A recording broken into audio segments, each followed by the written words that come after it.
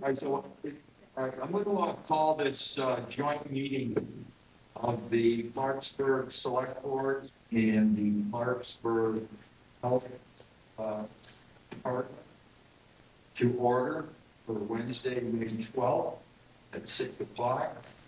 We have a quorum, both ends. Let's rise for the United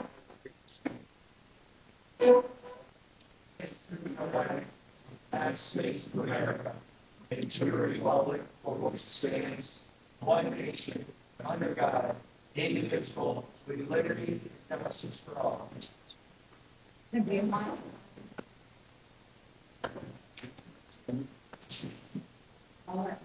Okay, first up here, since we have the health board, the health department here, and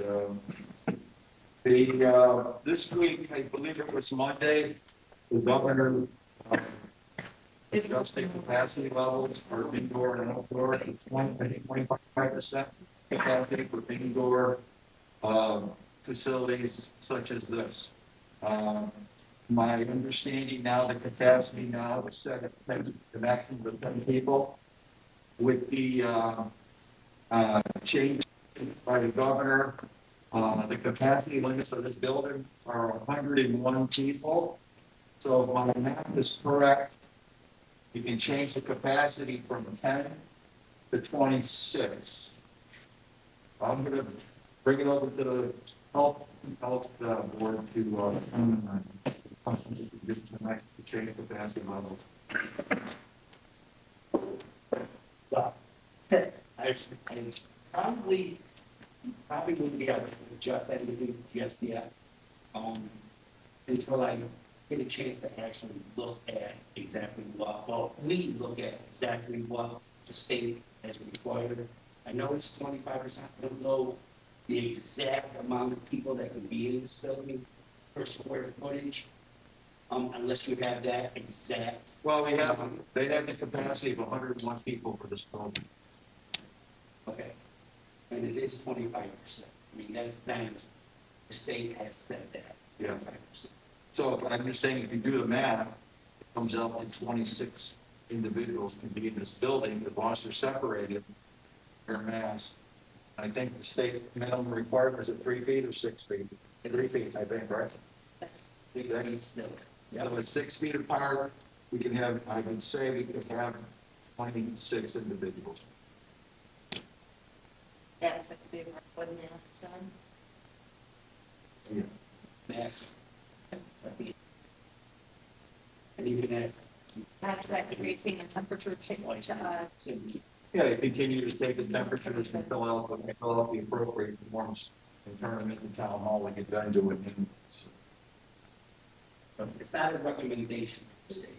The state has, that's a set rule of the state. Yeah, I guess maybe it's up to each individual town or city or whatever, however they want to do it, or is it the individual board of health? No.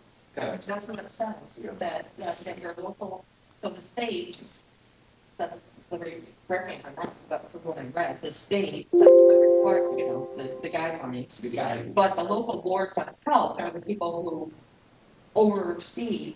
But we don't see that those requirements are met. Mm-hmm. We can't change them. But we can see that all the guidelines are met, requirements are met.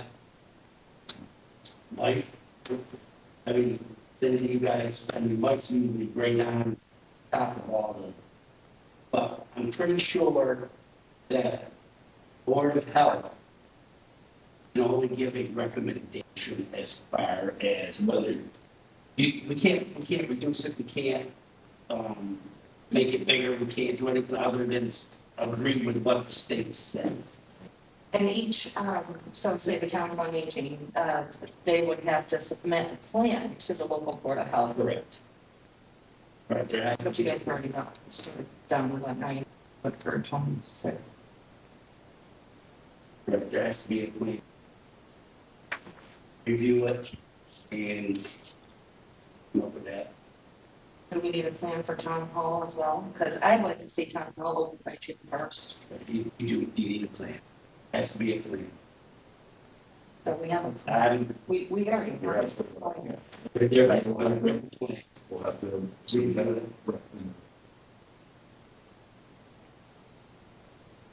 A meeting to submit a plan for town hall. We have to submit a plan and they have to approve our plan. So same as here, temperature checks, fill out the contact tracing form, wearing masks, the public will be coming out and out. Yeah, it's basically what we have something they have already already, which you can change the numbers. Yeah, I'll let you know. And when we do for town hall, But the maximum occupancy over there is, I think it may even be close to 100. Over there, it's just that we. Have somebody at town hall, same thing they do here, monitoring everybody that comes in the building, the contact tracing, temperature. So you might want to make a limited access to start with to see how it works out at town hall. So, unless you have somebody dedicated to do that all the time.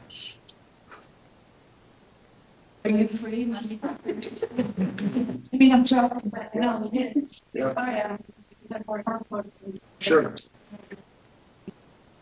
Well, Maybe even keep it town hall with, you know. in all actuality, I had an idea about town hall, was opening, that back access door. Alan Arnold has joined the meeting. And had, maybe one window or two access windows put in, so the actual public really doesn't need to go inside of town hall. All business can be conducted in that hallway, the hall entrance area. Then that can be sprayed daily by the chief or whoever to make sure that it stays safe. Because for all this time, we were able to conduct business without having anybody really inside the town hall. Unless it's a preset appointment, you need to see the clerk or the tax collector. I think that's a good idea, but now you're talking about cutting holes in the walls that we don't know if there's plumbing, electrical, or the weight bearing walls. Well, that's something we have to give a custom to look and see. To change. Yeah, a little bit, it's not too bad. I don't think it'll be too expensive at all. But we can get a price on it. Whatever we done to. Yeah.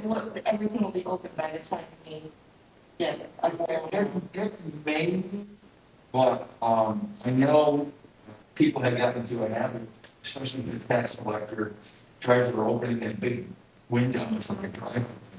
They sort of like to try to get away from it. And, we can talk about it. It's a different idea. We can get some prices to see exactly what the cost would be.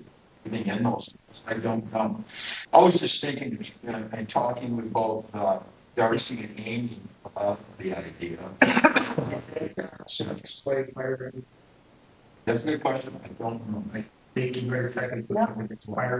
There's some things you have to check in. You might not even be able to do it. You know what I mean? So just ideas, but we don't worry about it right now because town hall isn't open, right? Oh, I'd like to know. Yeah, well, we gotta go up and get a recommendation from the Board of Health. Right? that's come up with a plan. Yeah, they have a plan to open it, so. And we review it. But I know a lot of people can't, shouldn't we talk about it? We're gonna have to, Rebecca make a plan and then we'll talk about it and discuss. Yeah, that's what we do. We'll have to pass the plan, have it as our first our next board meeting, whenever it would be to make sense and make sure that we do it correctly. Believe me, I'm the first one to like to have everything. I think we should stop. I think we should be spending more money, bringing bigger hallways so that. And that's fine too. I was just trying to make it as simple as possible, not having as many people going into the building. I don't think we're gonna have. But it may be an issue anyway. If not people do it in meetings. I mean, you do have a two front door, right? Yeah. And you might be able to do something where you can say, you come in here, you go up these stairs. And The only thing is you got ADA compliance and everything else. Yeah, but still to go see Rebecca, you have to go. She has. Well, she'd have to go downstairs. She'd have to go downstairs. Yeah. Even with the clerk, if there was specifics, he'd have to go down the stairs and meet somebody downstairs. And the reason I go to that door because it's acceptable like a chair or whatever. Yeah, but then once you get to the front landing, you either have to go downstairs or upstairs. Yeah, I hear you, I hear you. So so I would think that we need to put together the plan in conjunction with the health board. And I guess we can bring it back to our first meeting in June. Except that I think the problem that's been caused a little bit of friction is the Board of Health's inability to meet on a regular basis. Yeah. So that we want to be available to you guys, so that No, you guys can hold your own meeting, whatever schedule works. we don't want to wait too long. That kind of thing. No. Do you have the ability to meet on a monthly basis? I don't think. So not, well, I've been doing all the schools lately for the last 3 months. Yeah. I've been in almost every school in South County, everything they had. So, and we're working today, I left there to come. Yeah, okay. So it's really super hard unless I take the time off. You know what I mean? Right, but I'm saying if you can't make it, you still have to form too. The two. Right, you can give your input, right? Right, so I'm just saying, reasonably, if you guys could meet, maybe for the beginning of June, is that possible? You guys could plan that? To review specifically to review the. Yeah, for the opening of the town buildings. But, Yeah. I mean, as quick as you put a plan together, I'll get you. we could, you guys could review it. right, because we have to have 7 days before we can have the meeting. So as quick as you put it together and let us know, then we can let powers be to post it. Okay, all right, Rebecca, we can get started on that, right? Yeah, I'll have it for you. Yeah, we definitely want to help in any way possible. We just want to go about it correctly. Absolutely. So, why don't we do it this way? We'll get a plan together, submit it to you guys for review, and then hopefully you guys can meet like early June. We don't meet till the night, so you can't. Right. Like, let's meet. So you say that the council on aging had so what's the difference then? We have 2 buildings, each has the capacity of say 100 people. They can have 26 and we can have. No, Well, I mean, we're not, besides their staff. No. What I'm understanding, what I'm hearing is that you guys want to talk about like process. Do we need? I just really think it's a big process. You're gonna take temperature checks, fill out paperwork, and go into the building. So, the reason I'm saying this, you're saying you need to come up with a plan, but if we utilize the same. A participant has joined the meeting. Yeah.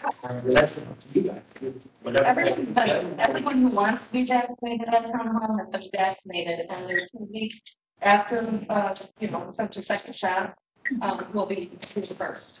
So that's sort of how I came up with it. Oh, okay. So the public can come into the buildings, they're gonna be wearing masks, so you can see people have hand sanitizer, and we get their temperature checked, they'll have the form to fill out. I mean, Yeah, we have the electrostatic guns here, so. it's a matter of finding, so if people come into town hall, whoever they're coming in to see, well, maybe that person can meet them at the door and take the temperature check real quick. At the door. Yeah, or when they have, yeah. Rebecca already has a form. Right. And I don't have a form. I just have to order. Darcy's not gonna have. That time, you don't have No. one person. Rebecca, you guys can only meet one person at a time. So it's not like, and there's gonna be no. Yeah. That's what we've been thinking for. Basically, I'm business kind of. not choosing a video and unmuted. Right. Paperwork. I basically need. Can you hear? And people want to, because I'm there quite a bit. The other day, I helped Darcy. Figure out 2 tax payments for people, so. All right, so what are we gonna do? So the Board of Health, are we confident that we're giving the go-ahead to. Okay, so if we want to open June 1st and all we follow the temperature guides and in the sheets, we're okay, right?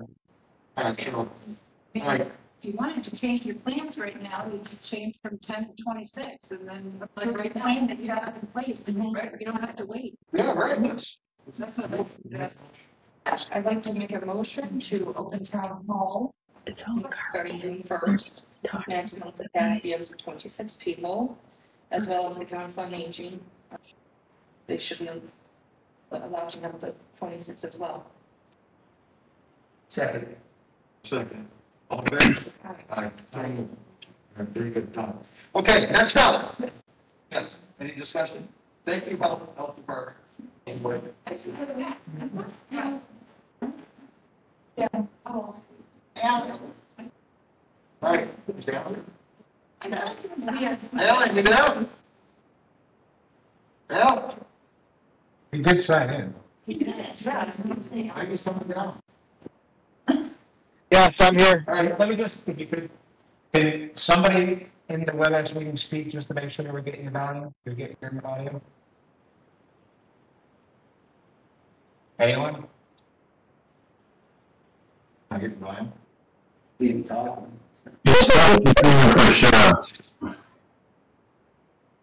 Okay, Brian just said something, we can't hear him.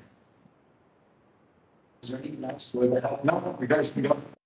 Thank you. Okay, thanks. Yeah, go Bob, any question for I me? just have a question about the council maybe. Can we start immediately? Yes. Right now. Well, I suppose officially, I should say. Can we have volume or no? Oh, right, because I said June 1st, Bob. Yeah. Yeah, I said June 1st. So effective immediately for the council on aging, and starting June 1st for the town hall. Correction. Thank you. I'll second that. All in favor? Al, you're out there? Yes.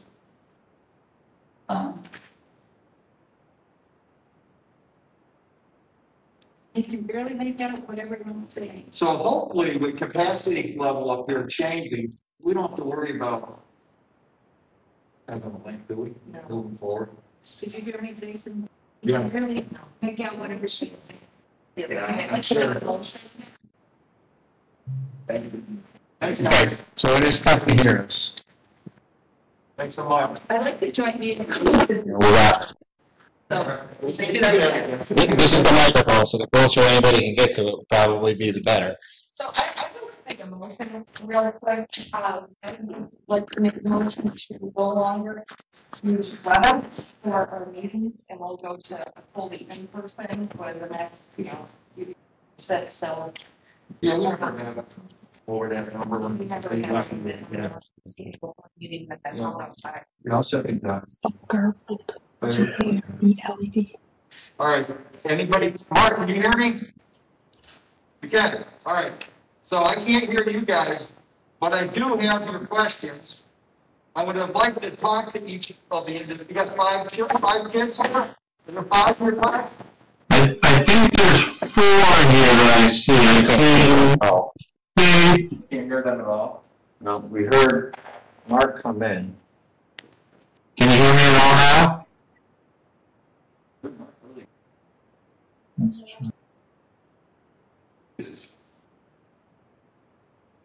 How about now? Can you hear now? Yeah.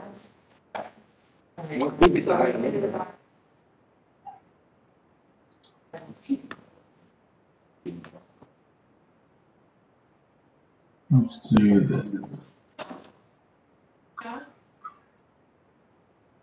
Can you hear now?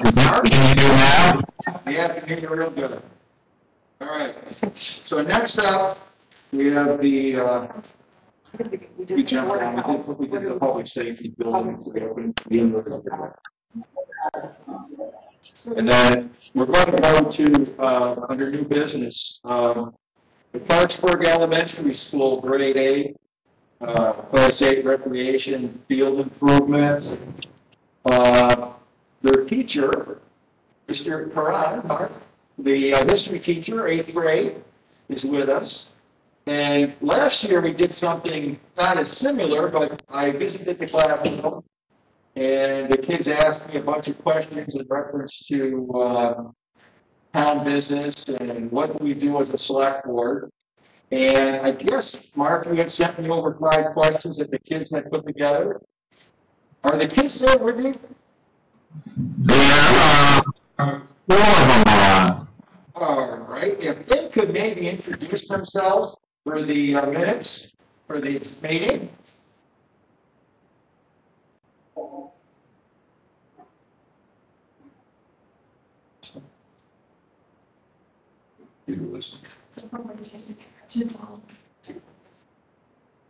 So all the 8th graders, if you can introduce yourself.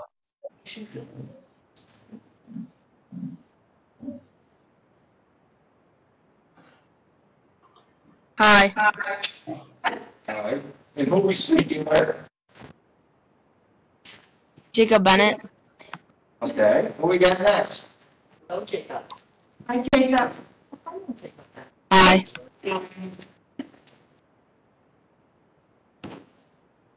Allie and Jordan Sullivan. Hi, Jordan. Hello.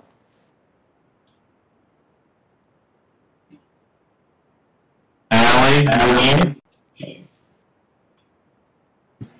I'm Allie. Hi, Allie. And we had one other, Faith, but I think we lost Faith. Okay. All right, so I've got the questions that your students had sent over to ask the select board to answer.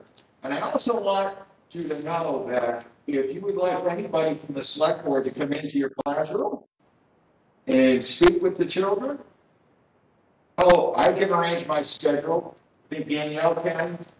School schedule. So, be more than happy to come in and talk to you just like we did last year to answer any questions. But I do have these 5 questions that the kids had sent forward. And we'll read the first one and we'll try to answer them the best we can, okay? That's perfect. The first one, why don't we have more sidewalks? And do we have enough money for them? That's a good question. So, I said to myself today, how am I going to answer this question? So I called the head of the DPW, Kyle Hurlbut, and I said, Kyle, put me on these sidewalks in Clarksburg. He said to me, Ron, because we're considered a rural location, and that is the reason for the lack of sidewalks in the town. And that goes way back wherever, where a city like North Adams is required to have sidewalks. And if we were to able to put sidewalks in, the cost would be enormous to the town because we have to make everything ADA compliant for wheelchairs, for everything else. So, but we are classified as a rural town district. So that's the reason for no sidewalks. Is there any questions on that?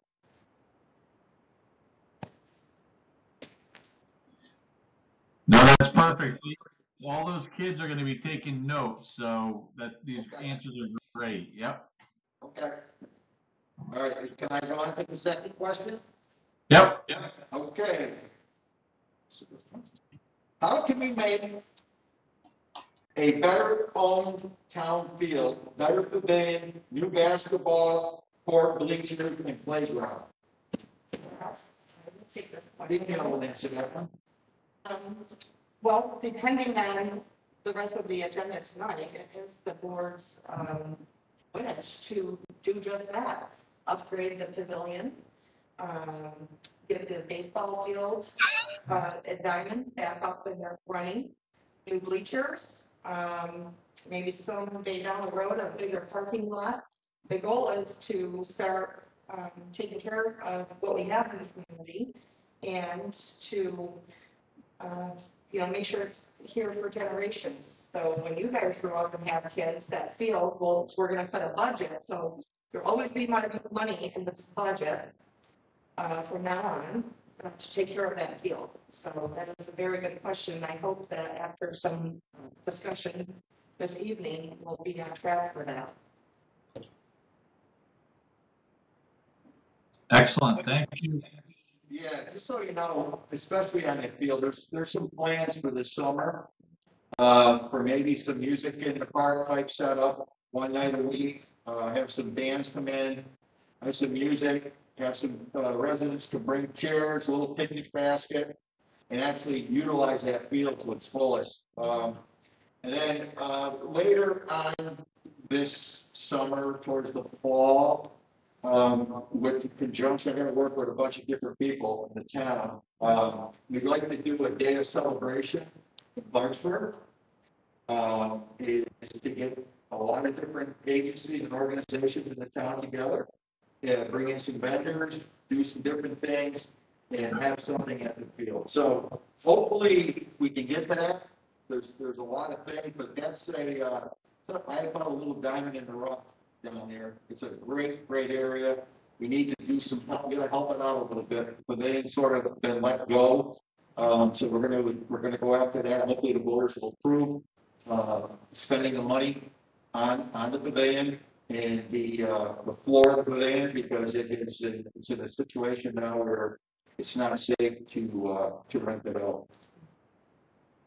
Anyways, so the next question gave us 5. Are there any areas for recreational playgrounds in Clarksburg? Yes. There's space. So, answer is yes, there is space. However, Mark, when they ask about recreational playground, are they looking for the swing sets, jungle gym setup? Yeah, they were talking about space besides a town field. So, because not all of them have the availability to get right to a town field, especially without, like they said, without the sidewalk safety. So they were thinking other places in the area. Would that be considered at the school or? Anywhere. They're thinking, like some of the kids were saying, like you said, swings and stuff like that. That's a question that I can't answer right now. That's something that this board can look at and maybe get some more input from the kids. And I'd like to have the kids come to one of our meetings once we can, we can open up here. Alan Arnold has left the meeting. But as for that, that'll be taken into consideration by the board, and we'll look into some different opportunities and areas maybe where we can expand. Perfect.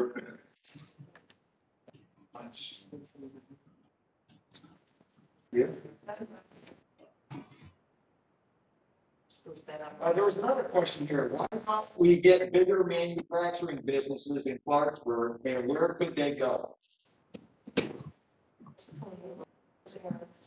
Well, so we don't have a whole lot of area for commercial business in the town, but we do have a business coming in. It's a cannabis grow business that will generate. It's way this today though. It's going to generate tax dollars for the town, but there's very limited commercial zone areas in the town of Clarksburg for growth though.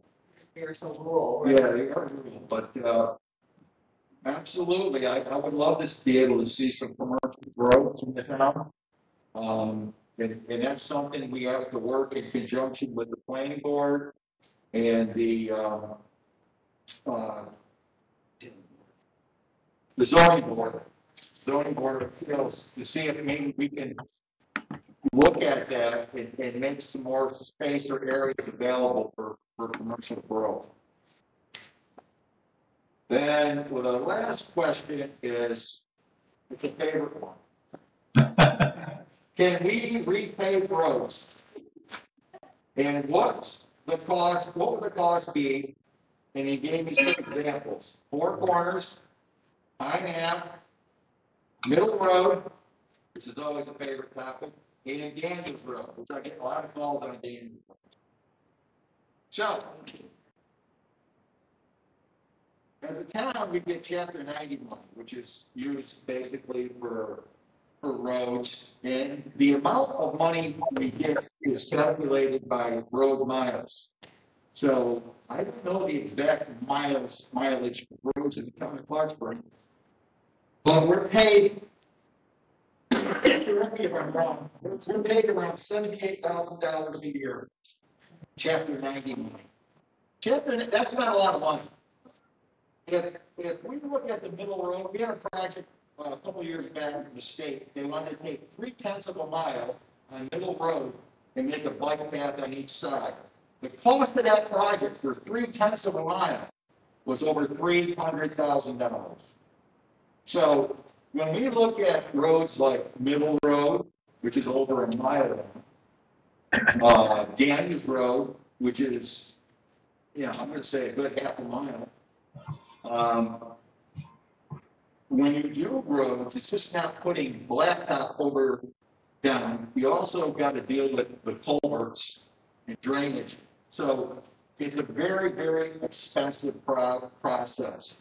Somebody calculated that it was about $1 million per mile of road. That's just the road, that's not culverts. So, like Middle Road, if we did the whole Middle Road, just paving, it'd be over $1 million, not counting culverts on the side and everything else. The unfortunate thing, it's not only here, I travel all over Massachusetts. Every city and town have the same issues we have. Road infrastructure is broken down. It needs attention. Something that we can do is possibly start coming up with a list of the roads that are in need of most repair, and start setting aside money year after year, once we get one road done, we have to save.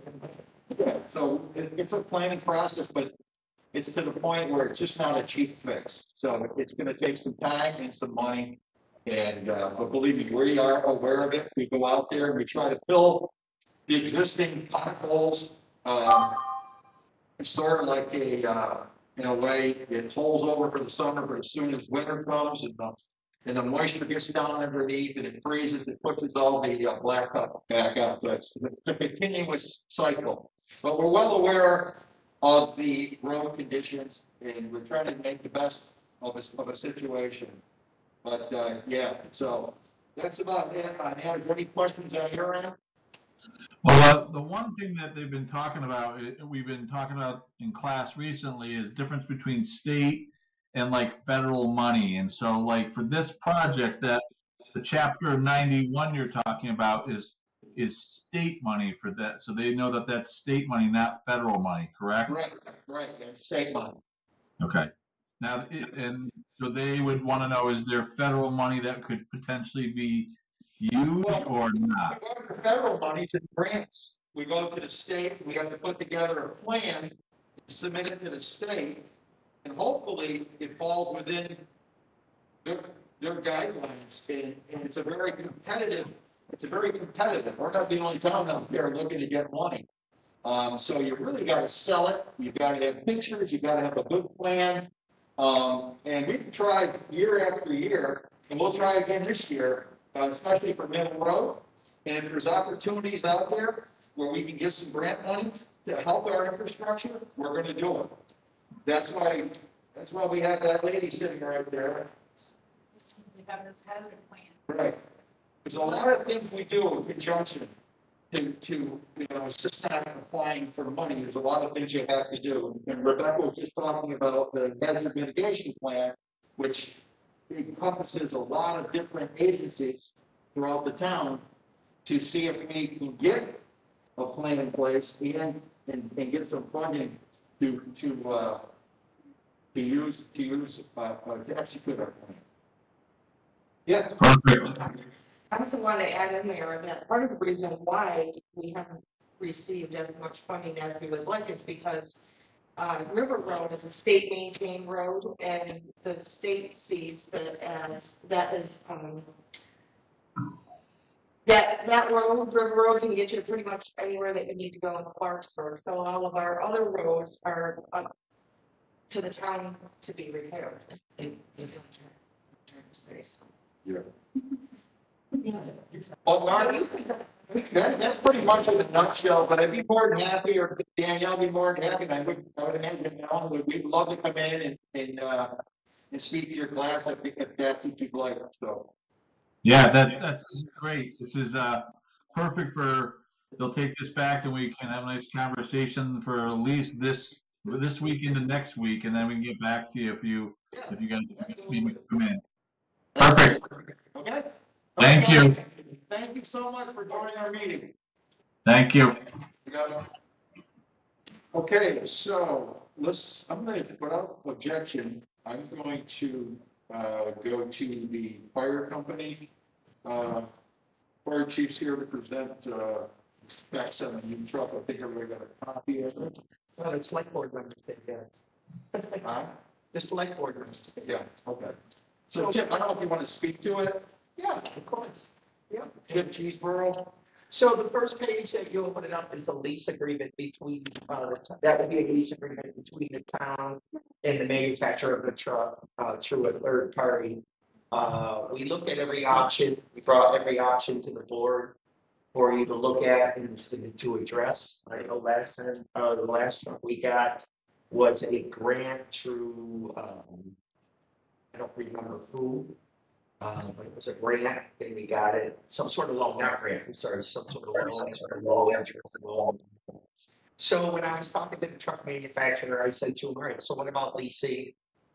What's our options? So another option that we brought up to the board was to take our engine 2, the new, the one that's coming up, should be coming up, paying off. Take the back of that truck, keep the cabin chassis, put a new body in it. Something more, just something else on there. Can't do that because the truck is 20 years old, so they will not rate it as a UL listed truck. It would all have to be tested and all that kind of stuff, lots of money. Trading in a truck, what would we get for that? They're not quite sure, depending on the truck that we decide to trade in. I might take a large fund for the lease agreement. Okay. What else did we look at? We also, if we look at the design. A participant has left the meeting. Where the design is there, basic 2-man cab, top mount pump. The reason we go top mount pump is to keep the people off the ground so that they're protected from vehicles going by. They're also away from all the fire hoses. Discharging on the sides. We actually, years and years ago, we had a hose let go and a fireman was killed because of the hose letting go on a drill. And so that's why we go with the top mount pump, keep right out of the way of those fire hoses and traffic and everything else going on. Plus, it gives you a visual 360 of the scene of what's going on.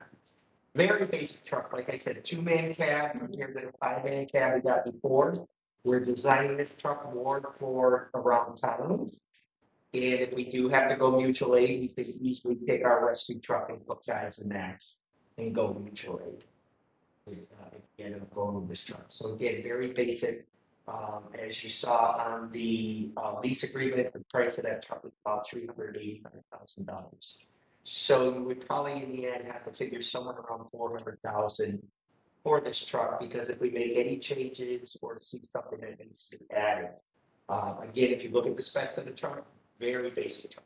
There is nothing spectacular. We did away with all the chrome.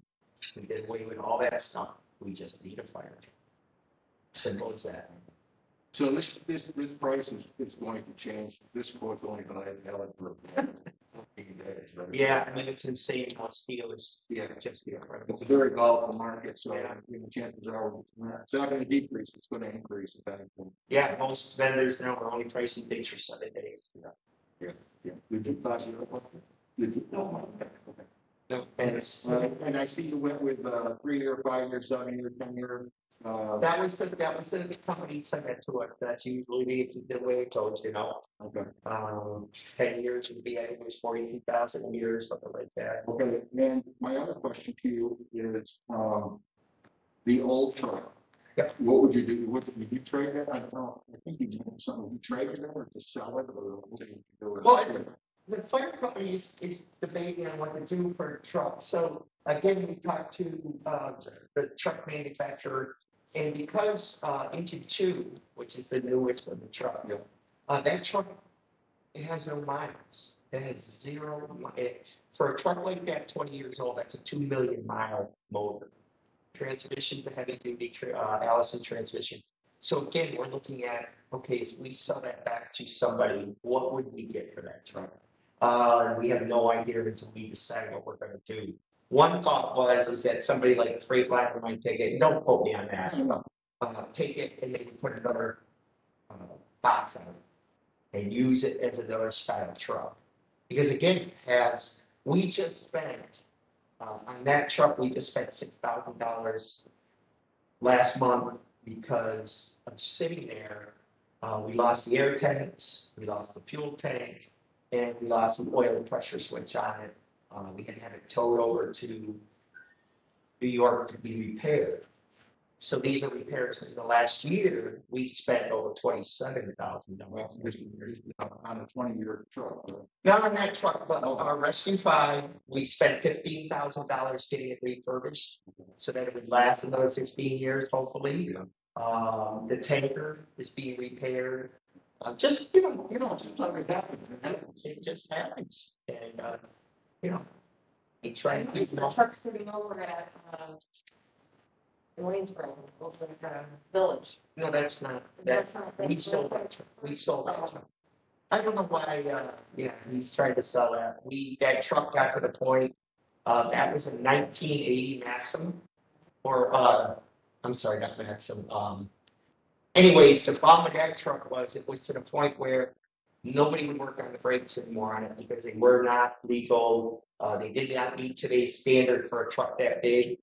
And the tires on it, the way the tires were set up, they were of concern. So that truck actually was refurbished in 1990.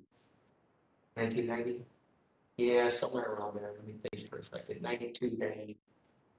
Somewhere around there. We had that refurbished. So that was another one that was rebuilt completely. They cut doors, everything. We did it all. And we did that, Like we said before, is once you give us a truck, once we take possession of the truck, we usually like to get it repaired. We never come to the town and say, hey, you gotta fix your truck, right? We don't do that. We take care of it. We do our stuff. So, like I said before, usually the agreement was handshake agreement. Bob might remember is that every 20 years we got a new truck. New vehicle. So I know we had talked about this before, and I'd like to work on it. Work with the fire departments in agreement. Remember when we talked about the agreement? There's no agreement to be found. But I think it's imperative as we go forward to have some type of agreement in place for future boards to be able to go to. And, we're not going to be around forever. What? Maybe you will. But yeah, so what, in all reality, this is not going to happen in this budget. It'll be next budget cycle that we will have a couple more meetings. I'd like to work on an agreement with the volunteer fire department in the town.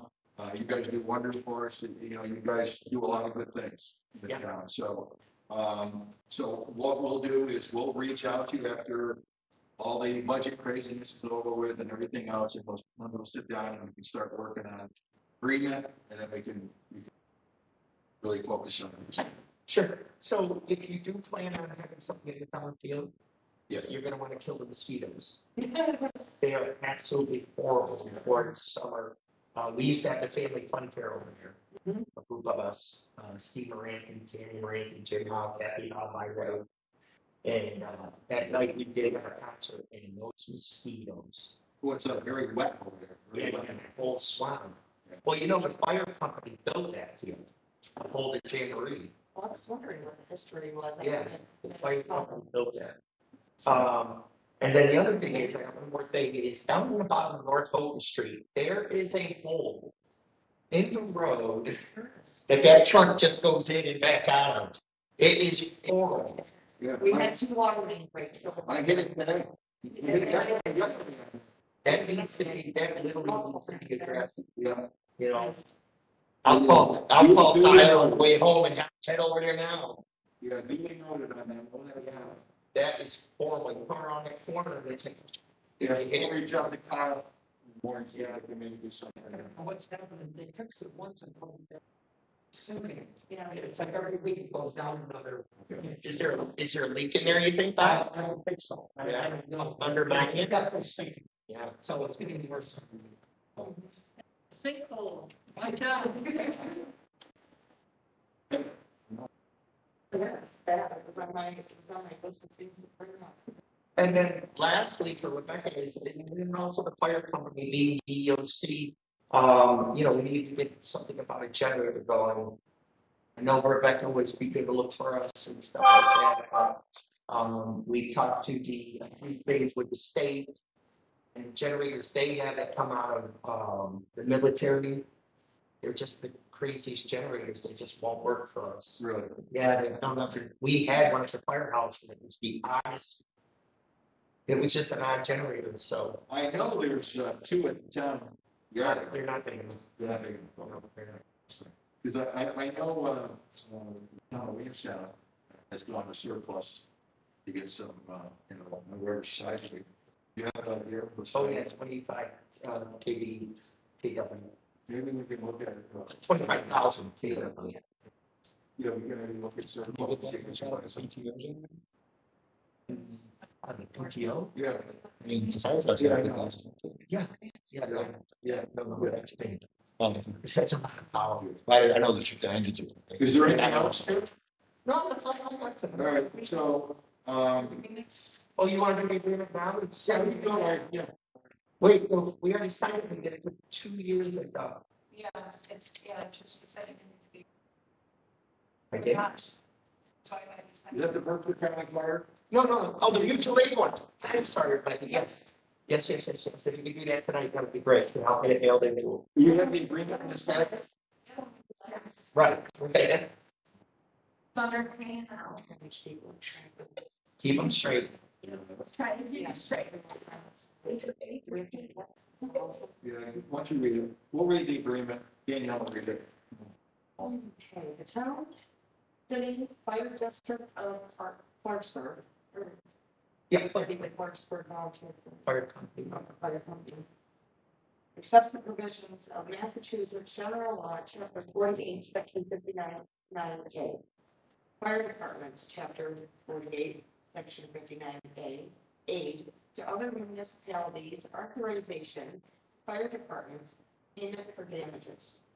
Section 59A cites towns and fire districts may by ordinance or bylaw, or by vote of the Board of Aldermen, Selectmen, or of the Prudential Committee, or board exercising similar powers, authorize their respective fire departments to go to aid of another city, town, fire district, or area for federal jurisdiction in the Commonwealth or in any adjoining state in extinguishing fires therein, or rendering any other emergency aid or performing any detail as ordered by the head of the department, fire department, or the Massachusetts Military Reservation Fire District, and while in performance of their duties in extending such aid, the members of such department shall have the same immunities and privileges as in performing the same within their respective cities, towns, and districts. Any such ordinance, bylaw, or vote may authorize the head of the fire department to extend such aid subject to such conditions and restrictions as may be prescribed therein. The words fire department, as used in this section, shall mean lawfully organized firefighting forces, however constituted. During the course of the rendering such aid to another municipality, The municipality rendering aid shall be responsible for the operation of its equipment and for any damage thereto and subject to the limitations of municipal liability. For personal injuries sustained or caused by a member of the fire department and for any payments in which it is required to make to a member of said department or to his widow or other departments on account of injuries or death, notwithstanding paragraph 8 of subdivision 4 of section 7 of chapter 32, unless such municipalities have a written agreement to the contrary. I'll make a motion to approve it as written. Any second? All in favor? That's so. So the fire chief's gonna sign, and then, is this for board signs, right here on it? Yeah. Okay.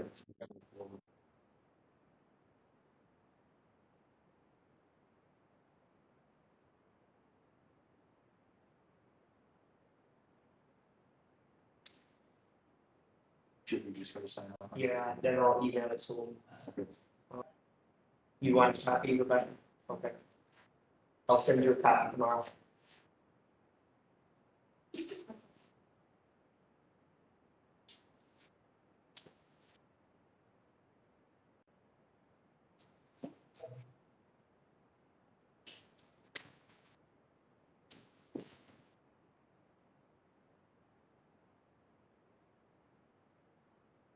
After that, I'm gonna go back to the agenda. We've done good to be all over the place. There's a lot here tonight, so I just wanted to stay on track.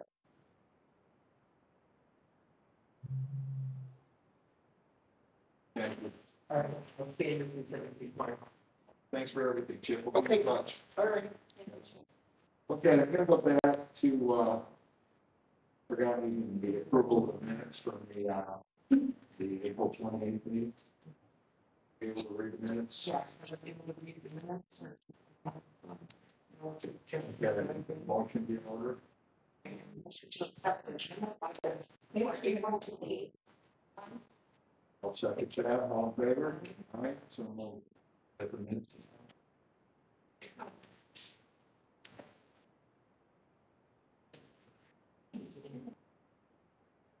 Okay, next up, I guess we're going to do the presentation on the nature findings in the natural hazard mitigation plan.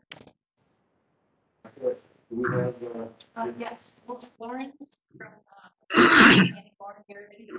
Hello, On there. Hello, Lauren. can you folks hear me? Yes. I'm Lauren Gaherty, and I'm with Berkshire Regional Planning Commission. I don't know, do you want me to share the screen from on my end, or do you have the PowerPoint loaded on your end? Our IT has stepped outside, but he'll be right back in a minute. He's meeting with someone, I just left the meeting, I'm sorry. I know the board has hard copies that are pretty close to what you have done for PowerPoint. Okay. Just a minute. We have three or four members of the public that are here. So we may have, she wants to screen share. And that's, Lauren. Mrs. Lauren? Yes.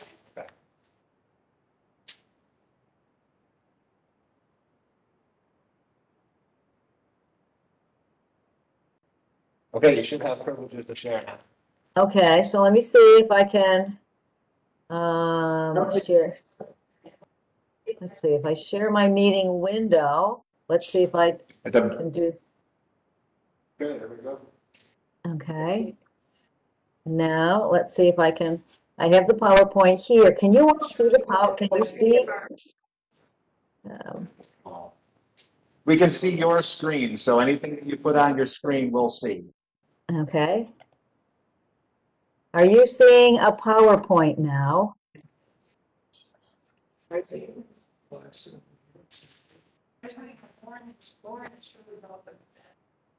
Do you all see a PowerPoint?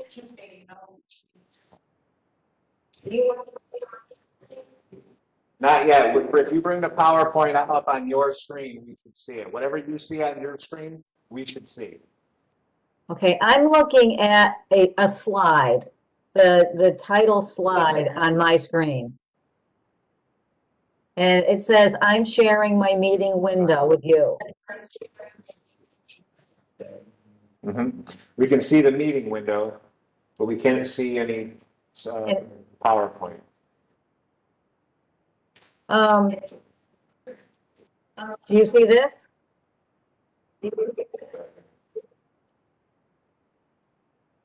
We still only see you. Huh. At the bottom of your screen. Now, do you see this now?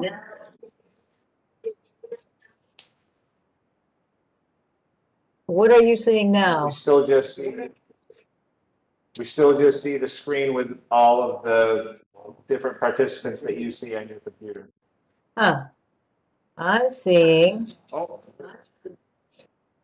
people are viewing your meeting window. So, okay, so if I go to this, are you still seeing my window? We are still seeing your meeting window. Huh. I'm at my computer, I'm seeing a PowerPoint. Let's see. It says I'm sharing my meeting window. Maybe it's this. Maybe I need to share my content. Yes, you want to share your content. Let's try that. And then choose PowerPoint presentation, yeah. Is that, I'm hitting share. Do you folks now see? We can see it now. We can see it. Okay, I'm gonna go, can you see this now? Yes. Yay, okay. So, let me just go ahead. All right, so technology sometimes works, isn't that fun? I'm going to go back. So I am working with the town, with a committee to develop and update the town's hazard mitigation plan. So what I want to do is talk quickly. I know you've got a huge agenda, so I'm going to talk really fast, and I'm going to go through content really fast. So put your seatbelt on, and if you have any questions, feel free to ask me questions, because I have my headphones on and I can hear. So hazard mitigation is sort of an odd concept for most people, but basically it's talking about hazards that pose a risk to people, property, and the environment, like floods, hurricanes, tornadoes, heat waves, things that might damage property or injure people. So what we want to do with this plan is identify what hazards are occurring, what have occurred in the past in Clarksburg, and what are projected to occur. And then say to ourselves, what can we do up front to mitigate the damages before they occur? So this is sort of a FEMA concept, and mitigation is that proactive, permanent, long-term action to reduce mitigation or injury. A typical example we talked about roads today with the 8th graders. A typical example might be having a stream flowing underneath the road through a culvert. And that area floods often because the stream has high flows and flows over the road. Mitigation would be enlarging that culvert so that any floodwaters can pass and they don't flood the road. So that's your typical mitigation type activity. So what this plan is going to be done is we'll draft this plan. We're going to be sending it to FEMA. Once they approve your plan, the town will be eligible for some other grant programs that they wouldn't be otherwise. So we looked at 19 different risks. looking at the state hazard mitigation plan as our example. And out of those 19, you see the ones that have risen to the top. No surprise, flooding. Severe winter events, winters are long and laborious here in the Berkshires. And hurricane and tropical storms. Those are the three sort of big overarching hazards that have impacted Clarksburg in the past. And I think the reason we say hurricanes and tropical storms, they're very windy, but they also bring a lot of flooding. We also look at climate change. What have we seen and observed weather patterns that are changing? And what are they projecting might change even more? And then what's occurring? How do we change that and mitigate those up front? So we've already seen observed changes where we have more frequent and more intense precipitation events. Some of those severe storms that will flood roads, clog culverts. You see the picture here on this slide is in the town of Washington. That was a severe rain event where a culvert overflowed the road and damaged the road. We're seeing longer growing seasons, which are a good thing in some ways.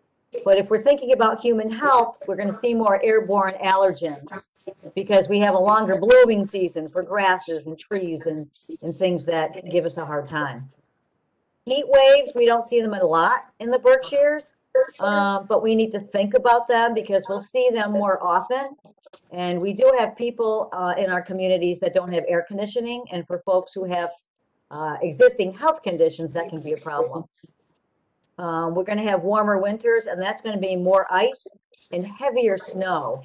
So that has implications for the DPW and for our residents. We also are going to see, because the winters are warmer, we now have higher survival rates for some of our pesky insects like ticks. You see a deer tick here in the picture in the bottom, mosquitoes, and some of the pests that are damaging our forest. They are surviving winters before they were dying over the winter. So we're seeing them expand their range. We also have to think about algae blooms on lakes and ponds. The warmer weather can lead to algae blooms that can be a health hazard for people. Stockbridge Bowl and I think it was Pontusic in Pittsfield that had blooms last year. So we need to think about those and think about human health and how do we warn people and how do we get them, how do we mitigate that? If you talk to any DPW around Berkshire County, they will tell you they know that our rain is now coming more often in really heavy rain events. There's been a 55% increase in these heavy downpour events in which we're getting our rain. We're not getting that nice gentle rain as often as we're getting those heavy bouts of really severe rains. And we had a 55% increase over 1958 to 2016. What's interesting is they had a 9-year drought during that period.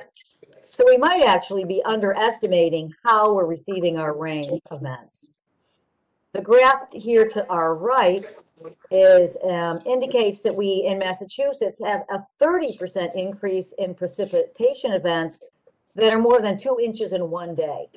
And that 2 inches in a day is what's going to give all of our DPW superintendents a real headache, because those are the ones that are going to overfill culverts, they're going to flood roads, those are the ones that are going to fill up storm drains.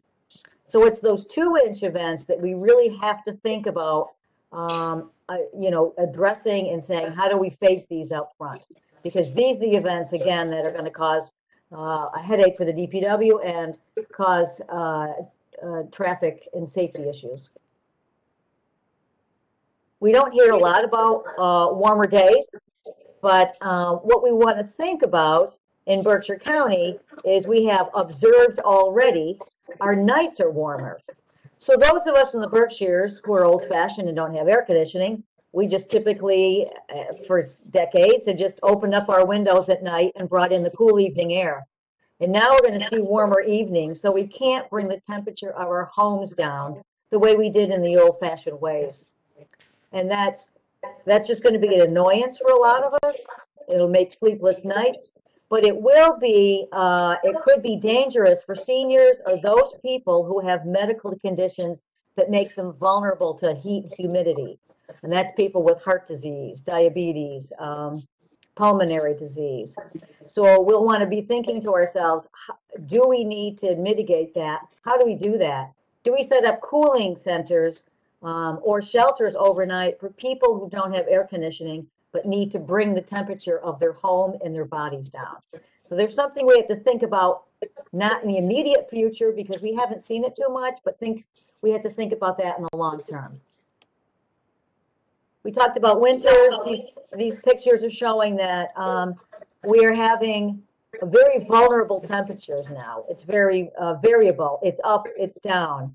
We have more rain on snow events. So that's going to give us ice jams. It's going to put ice on our roads. The picture here on the top right with the big yellow machine, that's Route 8 in Cheshire. And that was just a huge stream that went over the road, and an ice block just came over on Route 8. So we have implications for that. Ice storms. Clarksburg wasn't really hit too bad from that ice storm of 2008. But a lot of our hill towns lost power for up to 2 weeks. Statewide, we had over 1 million people without power. So the ice storms may increase in number and intensity. So we want to think about that. Having low snowpack might mean we might have less groundwater recharge in spring. That could have lower base flow in streams. It might actually lower groundwater levels. So we have to think about people who have wells that are shallow. Are we going to have residents that might have their wells go dry? So we have to think about that.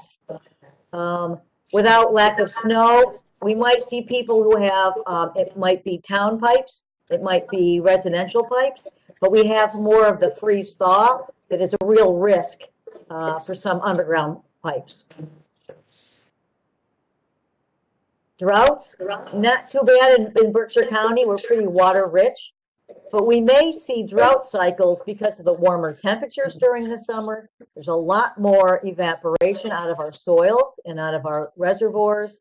We might have lower groundwater tables. So we need to think about, if we have a drought like we had in the 60s, how would we get water to our residents? So that's another long-term thing to think about. We don't have a history of it, but we need to think, how would we provide water to our residents whose wells went dry? We have couple of real severe poster children in Berkshire County. Tropical Storm Irene in 2011 hit Clarksburg. It hit Central and Northern Berkshire County the most. Here are all the statistics. It was a 100-year flood event in the Hoosick River watershed. It was about a 50-year flood down in the Housatonic in Central and South County. Statewide, there was 500,000 people without electricity due to downed wires. It cost FEMA $15.8 billion across the Northeast and along the East Coast in the United States. The Mohawk Trail, that's the picture in the top right. That's Route 2, that's the curve at the Cold River. That was closed for about a month, and it cost about $23 million just to fix the Mohawk Trail. And of course, societal-wise, there was a devastating loss of the permanent loss of the Spruces mobile home park in Williamstown. And those folks were mostly seniors, or they were low-income residents, and they lost their homes forever. So that Irene was really quite devastating in northern Berkshire County. And here is, all too familiar to you, this is Route 8, this is River Road during Irene, where the river came out and undermined the road, and you lost a portion of the road, and that was closed. It's a major transportation route, back and forth. There was a lot of flooding of personal property in people's basements. The fire department answered more than 50 calls during that tropical storm Irene. There were some evacuations in Clarksburg. Town Hall, there were flood waters approaching the back of Town Hall. And that's where all your government operations are, your archives, your computer systems. So that was a really serious issue. You dodged the bullet there with Town Hall, but that was kind of a wake-up call to think about. How do we flood-proof Town Hall? And then Tropical Storm Lee came on the heels of that. While everybody was still repairing damage, Tropical Storm Lee came and hit everybody again. Your other poster child was Clarksburg State Forest fire in 2015. And that has the record for acres burned in Berkshire County at 272 acres. It was very inaccessible to trucks and tankers. So it was a difficult fire to fight because of its inaccessibility.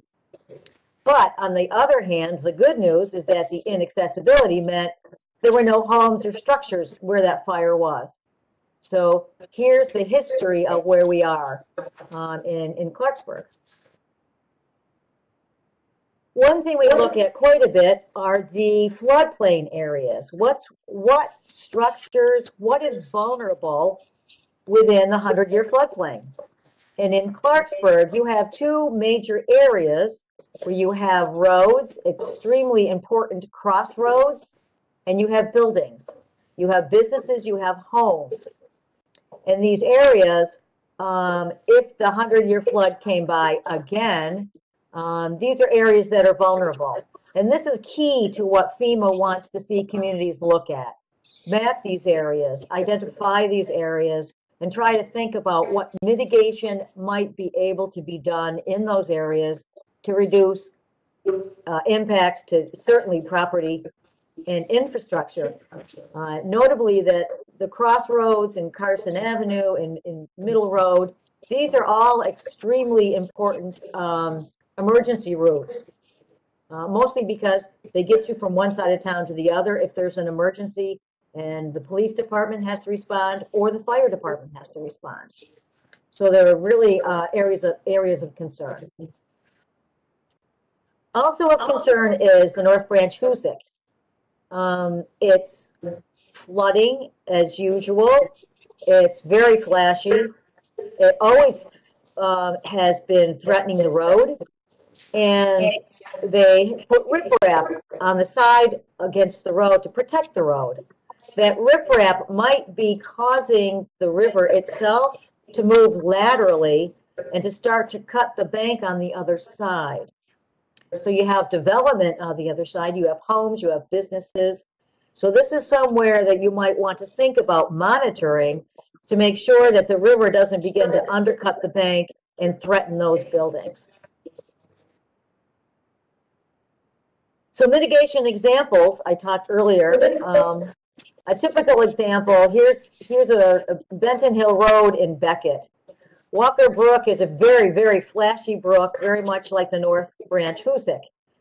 It fills up very quickly and it peaks very fast and very forcefully. And within 3 years, the town had to replace that crossing 3 times in 7 years because it wiped out. So what they eventually did, the mitigation itself, was to replace culverts and put in a full span bridge.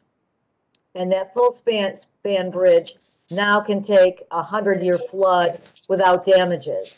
So it's more expensive, but that would be a mitigation strategy in areas around town, is go to the full span. Ridiculously expensive, but there are grant funding and there are loan programs that can help with that.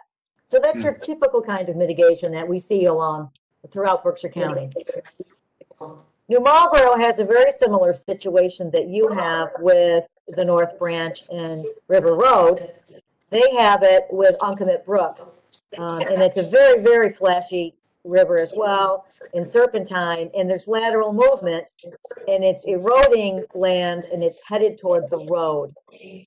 So they've come up with some designs to try to mitigate what you have, that lateral movement of the river. It wants to move one way and create a point bar on the other. So New Marlboro is considering ways to armor that without doing hard armor. So they've got a couple of different designs looking at it. With grant funding, they're looking at that. Excuse me just a minute. Hang on, we gotta go outside. Hang on, I'll be right back.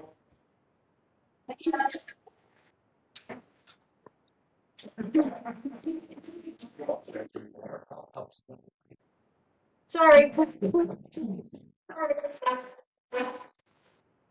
I have cats attacking my rabbits out front. Sorry, I'm back. So one issue with winter and with ice and with more windstorms and more rainstorms is electricity. 2008, we did see that severe ice storm where people lost electricity for 2 weeks. Are we ready in Clarksburg to lose electricity for 2 weeks? Do we have a list of folks who need electricity for medication, who need it for oxygen? Are we ready to be able to respond and make sure everyone is safe? The new increased weather that we're seeing, the electricity sector is trying desperately to try to figure this out, but for them, it's really, really difficult for them. So again, here it is the town ready? Can we respond? Is our sheltering ready? Are we open? Are the generators ready? Are we ready for an electricity issue? This is one of the main issues across the county, is responding and sheltering people if we were to lose electricity for another week or two. So we put out a survey, and I hope you all fill it out. 51 surveys were completed, and basically the questions, we asked people in Clarksburg if they had experienced severe weather disasters, what they were, and what their biggest concerns were about those disasters. And as you can see here, Tropical Storm Irene was popular. Number one, it was only 10 years ago. It was one of the worst within a couple of generations, so it's fresh in people's mind. And there was a lot of damage done. So this is a word cloud that we got from the survey. And basically 61% of the people who responded to the survey, they mentioned Irene by name. So that is your poster child. And it's something to think about. If that happens again, are we prepared? Other things that we were washed out roads, closed roads, and flooded property. Those were the concerns everyone had at the top of the list. A lot of people in open-ended responses also said there was a need for more culvert and drain maintenance because the culverts flood up, they get filled with debris. A lot of that was given us open-ended. That was raised by many people. So we asked people to rank the top 3. What are the top three hazards? Lauren, Yeah. excuse me, Lauren, we have a question for you. Yeah. I'm just curious, how long is the survey period open for? It's open through May 21st. Okay. So, This year, correct? say that again? Yeah, that's fine. I just was curious how long the period was open for the surveys. Right. Through May 21st. Okay, thank you. Yep. Thanks. So we did ask people to rank the top 3. So the number 1 was flooding and washing. We gave them a long list of what concerns you the most. And flooding of roads and washout of roads and flooding of resident property were the highest. We asked them for to rank number 2. Roads came in at number 1 and number 2 as the issue of most concern. But a lot of people, as their second one, put severe winter. And as a third choice, a lot of people chose other severe storms. And we had things like hurricanes was listed there, thunderstorms, tornadoes. So those came in third. Vector-borne diseases, I think everyone's got ticks on their mind. So that came in as highly rated as well. So after asking people, what are their biggest concern, what's their biggest hazard, we asked them why. Why is this such a concern for you? And the number one response was injury or loss of life. Number one was also, a lot of people said their biggest concern was not being informed of a disaster coming. You know, they might not know that it's coming at them. So emergency communications is an issue. The top number two choice was loss of electricity. And then a lot of people were also worried about being isolated. And thirdly, being isolated again was raised as their main concern of why they're worried about these hazards and disasters. So themes, looking at the data that we have, looking at the responses of those 51 people so far, we're getting loud and clear that flooding of vulnerable infrastructure like roads and homes and personal property, that is a big, big issue with people. We've seen it with Irene. The town has upsized or enlarged several culverts after Irene. So that's to be applauded, and I don't know if people are aware of that, but that is some success already accomplished, but more needs to be done. River Road and Cross Road come in as major emergency and transportation routes, but also two of the most vulnerable routes because of flooding. So there is a big issue with those roads to keep communications, emergency routes, that kind of thing. And then the bank erosion on the river, because it is encroaching and it's traveling towards Carson Avenue businesses and homes, that's something to be concerned about and monitored. And emergency preparedness. There is not a townwide emergency notification system like a code red system or a Blackboard Connect or a reverse 911. That is something that many other towns, even small towns, do have in place. And it is something that the town is able to send out notifications. Things like tornadoes or impending windstorms. So it is something to think about. So after all that, after hearing everybody, after getting data, after identifying where in town are the greatest areas of risk, we have recommended action. And roads and road improvements is number one. That's common across the county with many communities. Replacing Crossroad Bridge is a very high priority, largely because it's an emergency route. It's a cross-town emergency route. So it's a very high-profile issue. The upper middle road is currently under design to upgrade a culvert crossing there. There's a retaining wall at Cross Road, which is under design as well. And that is an issue, that area is an issue of some down gradient flooding. So perhaps this repair situation can helpfully address or mitigate some of that problems in the Crossroads section. It's an opportunity to look at this area that floods and to think about incorporating a wider design to try to incorporate not just fixing the road, but the areas and the drainage around it. Another recommended action is a townwide emergency notification system like a code red system. As I understand it, I believe you're looking into this, and is there something on town meeting warrant coming up? Yeah, yes. Okay. So this was raised as an issue during the development of this plan.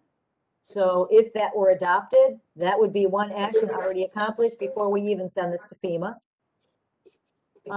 Trying to flood-proof the ground floor of Town Hall to protect computer systems, furnace systems, electricity systems, emergency communications. That is something to consider, and there are programs through FEMA on how to protect or retrofit ground flood-proof ground floors. And then monitoring that riverbank erosion again, where the river wants to undercut the bank opposite the road. So now I've gone really quick and I babbled on. So the question is, we need to hear from town officials. We need to hear from residents. The next step is going to be, the survey is still open. So I would encourage anyone who hasn't filled out the survey, please do so, because it does help us to inform the plan. It helps us understand where people's biggest concerns are. We have tonight's presentation. We can put this presentation on the town's website. Because it talks about climate change a little bit, I don't know if it might be of interest to students in the elementary school in the higher grades. Students are often very interested in climate change. So this may be of interest to them. We do plan on having the draft plan ready to post for public comment June 11th through June 30th. And that would be a public comment period where we would invite the local communities around you to review the plan and put comments on it. The Regional Emergency Planning Committee would be invited.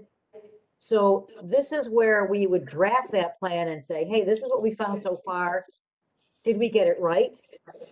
Did we get everything we should? What are we missing? And then we would incorporate comments, and then we would send that into FEMA. Well, actually, we send it to MEMA first, Massachusetts Emergency Management Agency. They review it, provide comment, and if there are edits, we would incorporate edits, and then we send it along to FEMA. And at the end of the day, after all of this, you'll have a FEMA-approved hazard mitigation plan that will make you eligible for some grant programs that you're not eligible for now. So after the whirlwind, is there anything I can answer for you or comments that you have? Does anybody have any comments for Lauren? Nothing. Lauren, I want to thank you. You put together a nice presentation here. There's a lot of work. I know it's been a lot of meetings and a lot of time by a lot of different people involved. I'd like to thank all the people that have been involved and to continue getting public comments and fill out those surveys. We have through May 21st to get surveys done. The more, the better, correct? The more, the better. Yeah, absolutely. And then when this is finally completed, we'll be in a position to go after certain grants, correct? Yes. Now, I'm going to be honest with you. FEMA has a very high bar, and they're very competitive and they're tough to get in Berkshire County. Most of the money ends up out east on the shore. But that said, there is political pressure to spread money around the state when there are grant applications. So, our agency kind of has a sense of what might pass and what might not. So if you have a project that you think would be worthwhile and you think FEMA might be able to fund it, we're here to help you look at those and help you decide, might it pass muster with FEMA? A quick question for you. I need those FEMA grants. Does that require a match by the town? Yes, FEMA would pay 75 and the town would pay 25. Okay, all right. And that can be cash, that can be in kind. Yeah. It would be a mismatch. So Okay. the thing about FEMA is there's something called a benefit cost analysis. It's a software tool that every project has to pass, and that's where ours often fail in the county. So the first step, if you have a project that you think FEMA, you think maybe they'll pay for it, I think you need to talk to us, talk to an engineering firm to make sure you can pass that benefit cost analysis. Okay. I mean, FEMA's, it's a high bar to cross, but if you can cross it, FEMA does have deep pockets, so they can pay for some large projects. Okay, great. Great. Well, I don't have anything else. Yeah. Thank you so I much. just want to thank you, on behalf of the select board, for putting this together and the presentation, and we look forward to continue working with you. Okay. If you have any questions, you have my email here. Rebecca has this PowerPoint. So we have this here. We do have a meeting next week. So if anybody has nothing to do, they could attend. It's an open public meeting. Okay, great. Great. Thank you. Okay. I'm going to try to escape here now. Okay. That meeting space for next week, we don't have.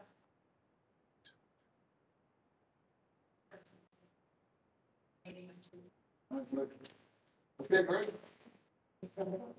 Okay, next up on the agenda, Thank you. we have, you're welcome, appointment to the Council on Aging.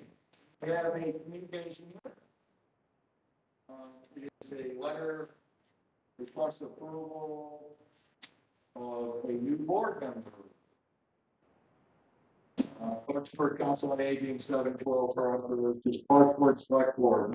On 2021, the board directed nominated in accordance with the open meeting law to accept John Foster, 190 River Road, Clarksburg, as a member of the Clarksburg Council on Aging Board of Directors to serve a 3-year term. Submitted below is, well, I guess we can ask them, John Foster, with motion would be in order to appoint John Foster to fill, it's going to fill the big, I'll continue reading the whole meeting. Submitted below is each individual's current term review and approval as designated by the Clarksburg Select Board at the meeting of November 13, 2019. Please be advised that due to the coronavirus shutdown, little was accomplished during the 1-year terms listed below. Mr. Foster will fill a vacancy created by the conclusion of Iris De Lorenzo, longstanding service to the Council on Aging Board of Directors. And provided that all these members are approved, our board will consist of 9 approved members. All board members and their terms are listed below. Thank you, and I look forward to hearing from you regarding their status. So right now, do we want to add John Foster to the board to replace the fill the existing expired? So yes, I guess what we have to do here is talk about, Because a lot of there's, terms we have 1, 2, 3, 4, 5, 6 six terms. members that are on the board who need to be Reinstated. replaced.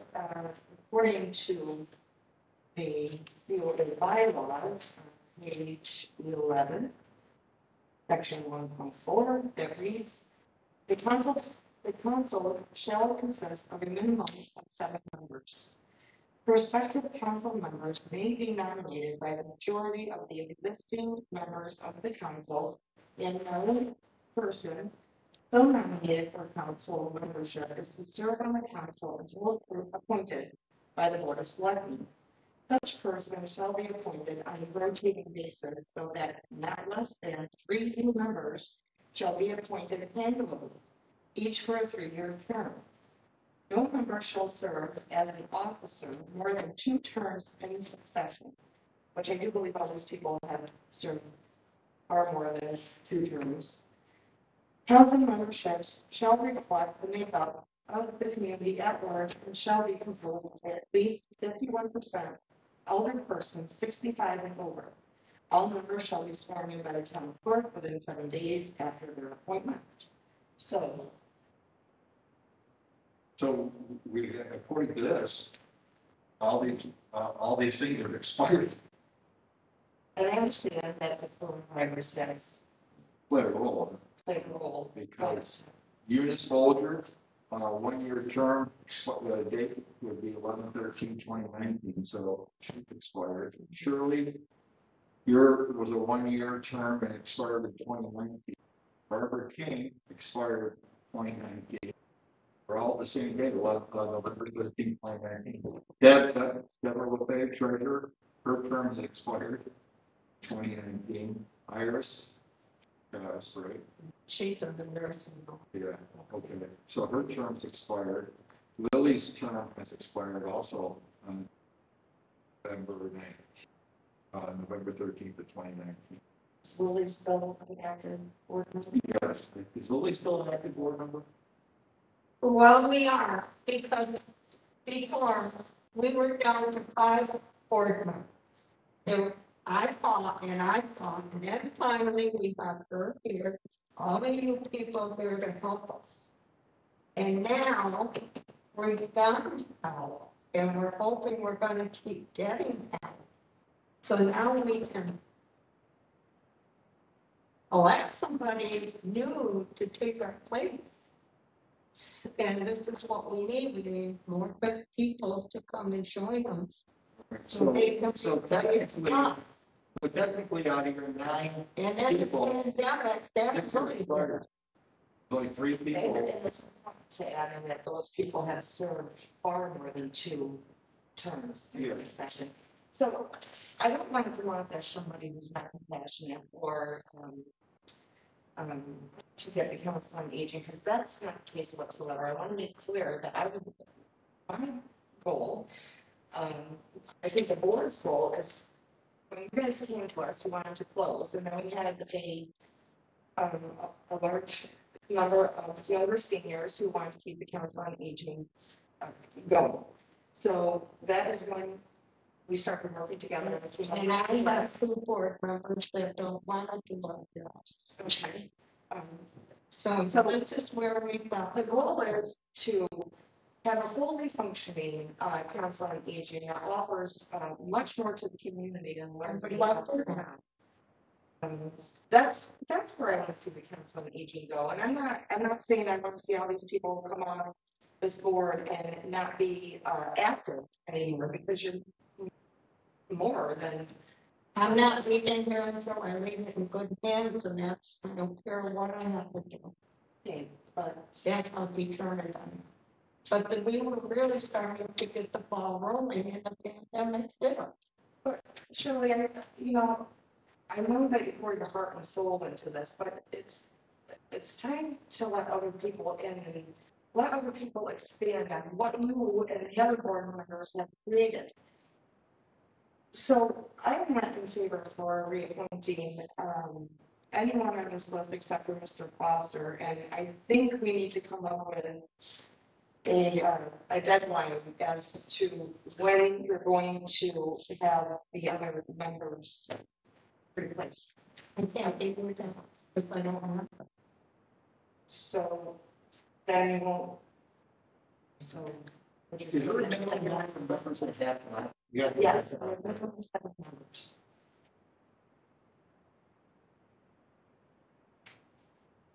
Okay, so right now, we have 3 people, all 4 on John Foster, right? So you need 3 more technically, because the unfortunate thing is, and I understand. Nobody wants to volunteer to do anything. Well, you see, you have to get the word out.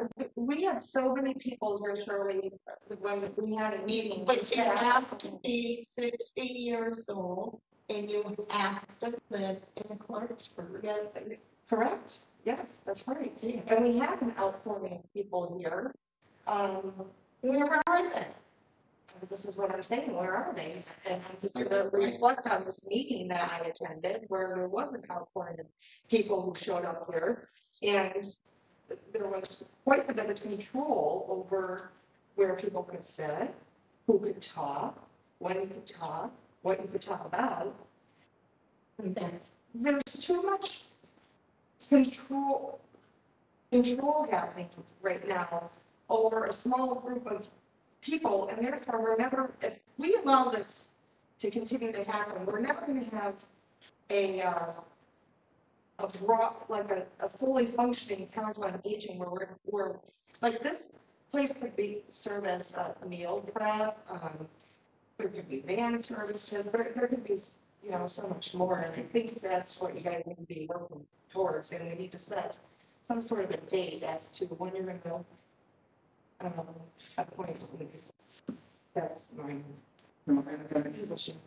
And I didn't know this is a bylaws, because I didn't see a bylaws. Yeah, but there's actually more than that. That's just a couple pages. But in order to operate, you have to go by your bylaws, and that's the letter of the law. That's what we have.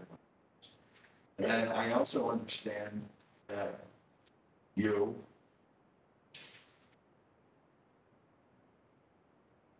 and Lily put a lot of time. Believe me, I understand.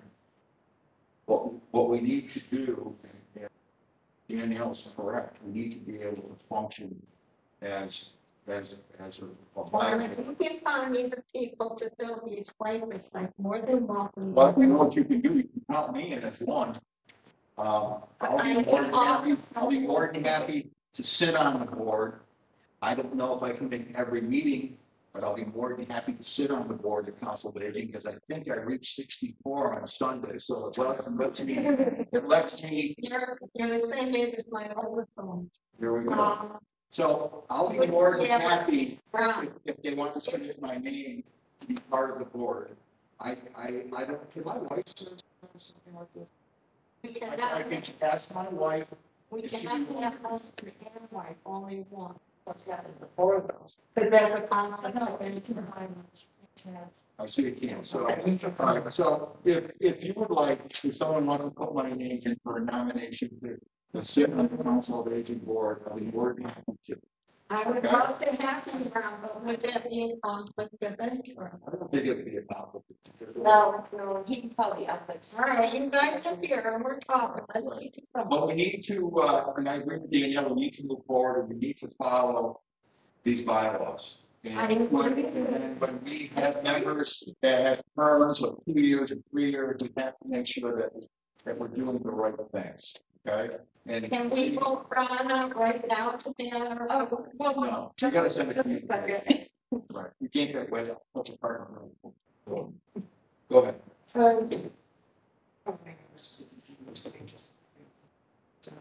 But technically, Shirley, I mean, you have to think about it this way. You're not a board. Because you have so many members who are expiring the whole list that I know even your votes right now don't even count. Nothing that you do at your meetings or anything. So is there something that we can put on the website that asks for residents that are interested? And if this board walks out of here now, there will be no council on aging. That's not entirely true. Because there's not one at the moment. All the board members will be gone. They will be no council in place. I'm not going to. Okay. So what we're going to need to do is, so you need to, what we need to do is this. These terms are expired, and according to these bylaws, you can only serve. I can make these bylaws up. I don't know who put these bylaws. Been there for such person shall be appointed on a rotating basis so that not less than 3 members, not less than 3 new members shall be appointed every year for a 3-year term. So no member shall serve as an officer for more than 2 terms in succession. So everybody who's on this board now, except for Lauren and Mary Ann and Irene, has served far more than 2 Yes, terms in succession. We're talking like 30 years of terms. yeah. For your information, I'm letting Laura know everything, and I've been teaching her everything that I can, because I want her to replace me. And that's much appreciated. And this is what I'm trying to do. And that's up to the council to decide, Shirley. That's not up to you. You don't own the. No, I don't own it, but at least I can have a say in it. What we need to do here tonight, we've got to figure out. We have to figure out, how can we move forward here? How can we move forward? You don't have a viable board, so you can't vote on it. I can make a suggestion. Yes. Please.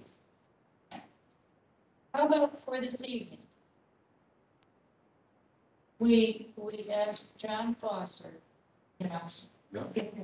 So we're back to the night. In 2 weeks, we're gonna have our monthly board meeting. We'll meet at that time. We'll try to come up with, how many did you say they have? Minimum of 6, 4 new members. We'll And the members have to be, you will also have to vote on the role of the member, so you need a chair, a vice chair, a treasurer, you know, a secretary. Yeah, I'm aware. And you have to submit your minutes to the town clerk and make sure that you're posting your meeting agendas, because these are open meetings to the public. We're not just the council on aging members. And then, for your next meeting, June 12, not June 9. June 9, we will have a list of new members. So you're going to put communications through, so we can appoint those members at that meeting. Okay? Yeah, we do all our appointments in June anyways. But if you can come up with the rest of the names to fill, and then have them ready to be presented to the board for appointment. And then also, then after you have your board, then you can set your chair, your vice chair. You guys can hold your own little. Oh, right. Yeah, everything's spelled out here. So you think you can have enough size? If you need somebody to fill in, I could always fill in. You know what I mean? I'm on the road a lot, though, so I don't know how violent I can be. But if you needed me as a number to get to where you need to be, I'll be more than that. I need to. We need to. So, all right, I just want you to know. I think that would ease everyone. So now after all this conversation, we need to make a motion to appoint John Foster to the council. Okay, I'd like to make a motion to appoint John Foster to the council on aging to replace Miss Iris Del Renzo Yes, to fulfill the term. of 3 years. He's got 1 year more. Actually, She was expired in she expired anyways. So he's going to be in the term of 3 years. 3 years. So his term will go, today is May 12th, 21 to May 11th, 24. Yeah, 24. And I said that a citizen. I guess I'd like to say that the whole point is to try to have a transition. That's why you go through all this in a 1-year term. The pandemic, nobody can be. Right. So I agree with everything said, and surely we agree that there needs to be movement. Yeah. But we can't help it that there wasn't movement. Yeah. I'm just saying, in the meantime, these ladies have still got to have a transfer so everything's smooth. So like, they still have to be here, they still have to be on the board until they're replaced. And the point is, I agree, there should be a timeline. I understand, but you can't stay on the board, whether term is expired. That's like Ron saying, well, I don't care, I'm not gonna run again, I'm just gonna stay the chair of the select. What if you couldn't meet, there was an election, what would happen? But you couldn't not. And if No, you guys were allowed to meet, you were allowed to meet as a board, all board and committee members in Clarksburg were always allowed to meet. And if you remotely or in person at the town hall, you just had to get a hold of the town administrator or Jason or the town clerk in order to have these meetings. And that was established way back when COVID. We never got them. And I'm with computers and stuff anyway. So I say because of the emergency, and I'm just asking that let it be a transition, let it go over a couple of months, because people still got to vote on appointing people. So if they're not afford, they won't. They can't, they're not a functioning board, we need. This is why we need, listen, I hear what you're saying. And normally I would say, yeah, I understand, but what's happened here, these terms have expired, they're over 2.5. They're over what's on paper. Then this was over. So what I'd like you to do, if you got a couple of weeks, if you can reach out, we can put something on the website asking for any residents 60 years or older interested in serving on the council on aging. Please submit their names we can have it submitted to the town. Amy Brady.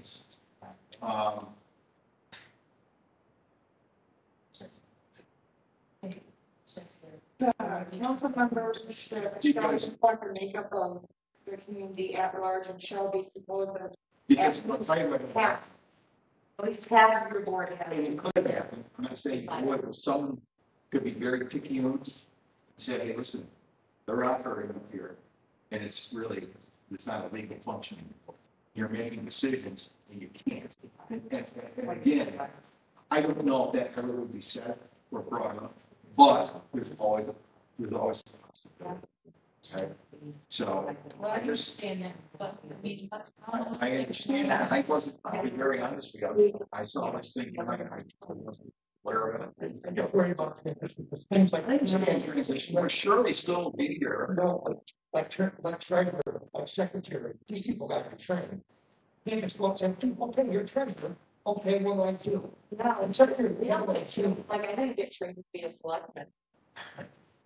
What I'm saying here is how long has Ed LaFace? I'm not sure. No, I mean, understand that has to happen. I disagree with that these people want to stay on. That's why you have people in charge of the community. You network, you talk with, you're engaged with the fellow over in Manstown. Try to, get, But it's not like these people are going to expire. I mean, if we have a new treasurer, if she doesn't know what she's doing, she can follow the devil big. Right, use your research. You can use your research. I think Debbie would be more than happy to help assist her. But there are several rules that we have to go by. And they're there for a reason, the bylaws, so all council meetings follow to the T.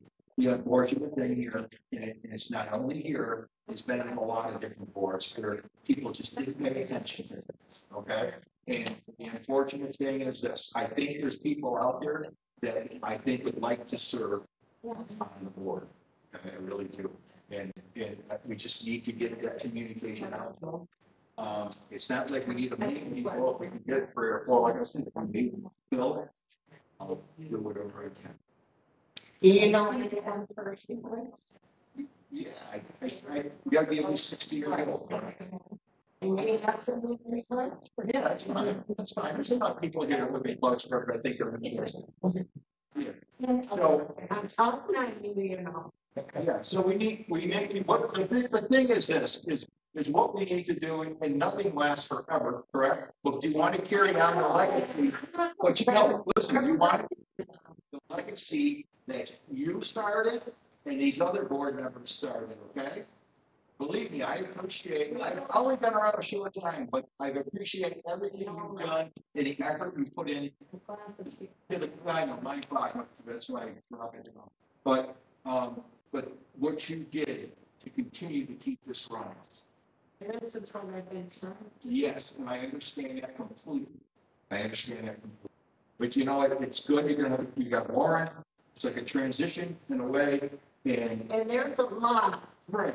that goes on in that office that nobody understands. Yeah, well, they will, everybody's different, they will. So, you know what, like I say at town hall, we have a lot of transition at town hall. But what it did, it brought a different perspective, a different way of doing things. So, you know, it's good, change is good. You'll never be forgotten. You can always come to the council meeting. You know what I mean? But guess what? You can come and you don't have to worry about working and worrying about things. You can come and enjoy a coffee and a donut and whatever you want to do. You don't have to, you're at that point. You earned that. You earned that. That's what I'm working. That's right. So that's what we want to do. So couple weeks, Jason, we can put something maybe on their webpage. I'll ask around. Maybe we can ask around, see anybody over 60 years old would like to serve on the council on aging. I can maybe reference them to you if they have any questions. Yeah, Lauren. Yeah, if you don't mind. If they have any questions. Have an election coming up, have a note here, have something ready for May 25th. Yeah, during election time, you can ask people to come to vote. They're interested in serving. Yeah. Yeah, you can put a thing up, a sign-up sheet up. Hey, anybody interested in serving on the council on aging? You're going to get people coming through here in the next couple of weeks. They're going to vote, right? So there's an opportunity to maybe put something up, or you guys can put something up here that they can sign up and interested in that way to be able to. Well, I'm not really worried. Okay. Okay, good. That's good. All right. Okay. So we got Mr. List, we have a list of appointments, the reference letter to a place. Okay. All good on that? Are you good on that? Just somebody's going to carry the state. Right. Oh, yeah. Okay, next up, the Council on Aging pickleball court and bingo. And as everybody sees, there's some horseshoe pits out there. Yes. See them? Nice horseshoe pits for them. Yeah. And maybe they can do some cornhole up here too. But Bob had brought it up to me, Lauren and Bob. Well, and maybe they can speak to this. They're pretty educated on pickleball court. So if you guys want to speak to that, we have conversations trying to figure out maybe where we could help you out. I guess they got around 12 people interested, 10 or 12 individuals interested in partaking. I'll let you turn to you guys if you want to speak to it. So we're just looking for a place to play pickleball and hoping to be able to use the basketball court for like one morning a week or probably an hour and a half or 2 hours, in which time we will down some lines and put a net up. Play pickleball, take the net down. Well, yeah, take the net, which the council on aging purchase. And swim deer. Just, for the seniors that want to remain active and play pickleball. It is a huge sport throughout the country. Yeah, the only thing that would fall into place here, and I thought about this, is liability. Down at the basketball court, liability is because if something happens, we have to make sure that if we did utilize that space down there, that we have the proper coverage. Doesn't that fall under the coverage that you have from the basketball? I don't want to say yes, and I don't want to say no. Could we check on that? Yes, we're covered. I was just thinking, for the seniors to make it easier, if we could better be able to have in this flat. Well, we thought about it, but it really needs to be a much better surface than that, or else obviously the ball goes all over. It's not. I'm just thinking school, if they're trying to do outside. Where's this? This is the wall schools. They're coming down, wall schools inside of it. Oh. For any lunch and. All the utilizers? Gas breaks now and stuff. Just because my daughter's, she's been playing basketball up there. So actually. Yeah. That's what some of what they're talking about, is getting the students outside more, using the rec field. Right. For different things, for outside activities, not just waiting for kids or for after school. It's the same thing with North Access to do golf course. And they do have, the daycare center does use them. And pickleball, people say have to arrange their time, so maybe something that can be coordinated. But like, if the senior center, they said, hey, every Tuesday morning from like 9 to 11, we have that portal around that down and stuff. And I'm sure it could be arranged for the school or whatever. But it's not like I'm just gonna go at any time, but that's set time. Right. So that's what we're looking for. And also like the school, if somebody's there playing basketball, do they go basketball people off the court? But the basketball players, they don't have set time, it's an open court. Well, because it's a. No, it's yeah, during school, I'm just saying during their gym class, I think they're starting to let them do more things out there. So I just don't know. No, and what I'm saying, let's say you playing basketball during the gymnasium. Oh. Or bench play basketball, do they come down and kick off the basketball player? So I mean, actually, that court should have a schedule. Anyway, if people want to have a set schedule. Otherwise, it's just open play, which is fine. Right. I mean, that's fine. But, I suppose if we wanted to open play football, we would. Right. Yeah. It's just that we don't want to take away from the kids that want to play basketball. And we want everyone to know what's going on. We're here to see somebody out there. Why is the service out here not? It's just the basketball court, beautiful court. It's got to be smooth and flat. Out here it's all breaking up. Question, I'm just throwing things around. Again, I don't know what the cost would be.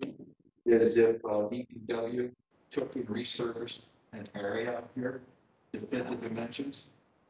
You know, something later. So you don't need a big redo, but the reason I say that, I like to encompass everything here with the complex, so the seniors don't have to worry about it being here. You could do it, we could figure out a fencing area, and if you could resurface smooth, you know, what I mean, maybe roads, and then you have your portable net and have it encompassed here.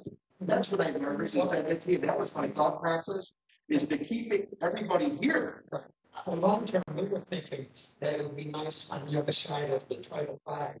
There's a beautiful flat piece of land down there. We would love to have a double pickleball court, just like North Adams. They have the engineering, they have the plans that they would give us, and put in a pickleball court there. But that would be obviously in a year or two, you'd have to raise money for the fundraising. Or the company could raise some money. Well, yeah, whatever. Yeah.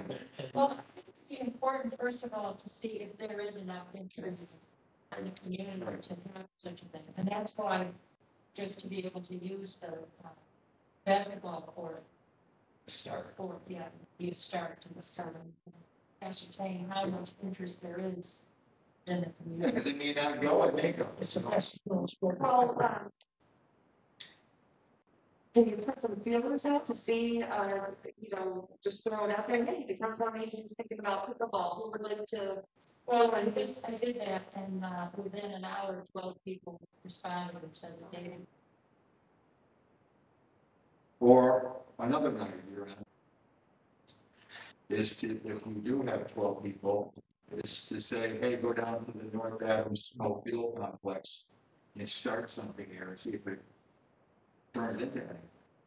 I don't know. I don't know if it's restricted or you guys could go and use it first come, first served type thing. I don't know. Just an idea. Just for that. Well, no. If they don't come up here and play basketball. You know, I'm just saying, I don't know if it's an idea or something that would work, just to see at first if you're gonna get enough people, you might get some people that might come once and not want to come again. I don't know. I never played with them. But The other thing is that if you really want to become a veteran community to North Adams, we can certainly do it. I mean, the bands and stuff that you would like to bring to the town field, why not? Just go to North Adams, they already do it. You know, it would be nice to have our own program. Absolutely, absolutely, you know, yeah. I think he's talking about go down there and play a couple times. And Just go down and play a couple times to see. Get a feeling that you know, if it's gonna stick or not. I go already do that. That's what we go. And they were all very interested. You know, Why do you think resurfacing of an area out here? I could have, I don't get an idea of what the cost would be, because I think it was a 30 by 60. You know, around there somewhere, we can get the regulate, you know, get an idea. We could actually white on some actual lines, like a regular report, and, you know, you go to net, and then we maybe can do some snow fencing at first, just to keep the ball contained. It's worth it just to take a look to see how much it would cost to resurface that area. I don't think it'd be a lot, and they can actually level it out, so you have a nice level playing field.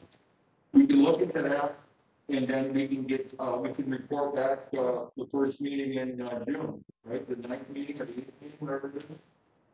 That way we can get some ideas of what the cost would be. And I'm not promising anything, but maybe the town and the council lady can maybe work together to. Do you have any more money left in your grant that needs to be used up pretty soon, right?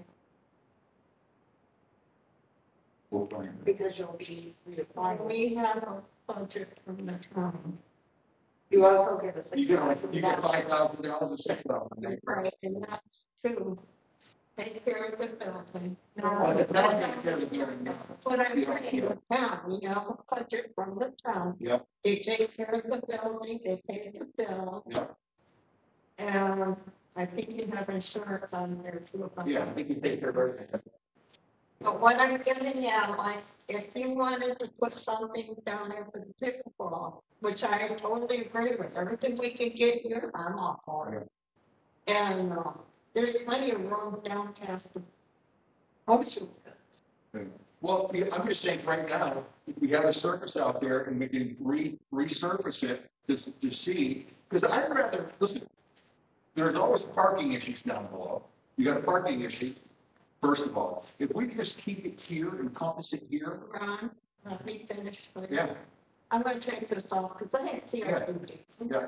And, we get that $5,000 from the grant, in which we can spend to do things like that, because they want us to have all activities that we can possibly have. Well, Yeah, that's what I was thinking, Shirley. That's exactly. but we'd like to see what you guys have for balance. Is that, Lauren, is that something we can get, or I can actually reach out to Devin and ask that to send the account. I think we keep, do we keep some checkers to be able to pull that out? Oh, yeah.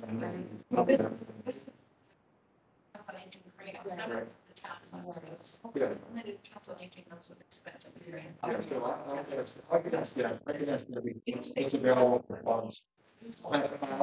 Give us an idea, an estimate of what it would cost, section up here, make sure, you know, we all be level, and I think personally, I like the idea of having it here. It's, listen, I think about the safety of people, parking's an issue down there. You park here, and you never have a full parking lot.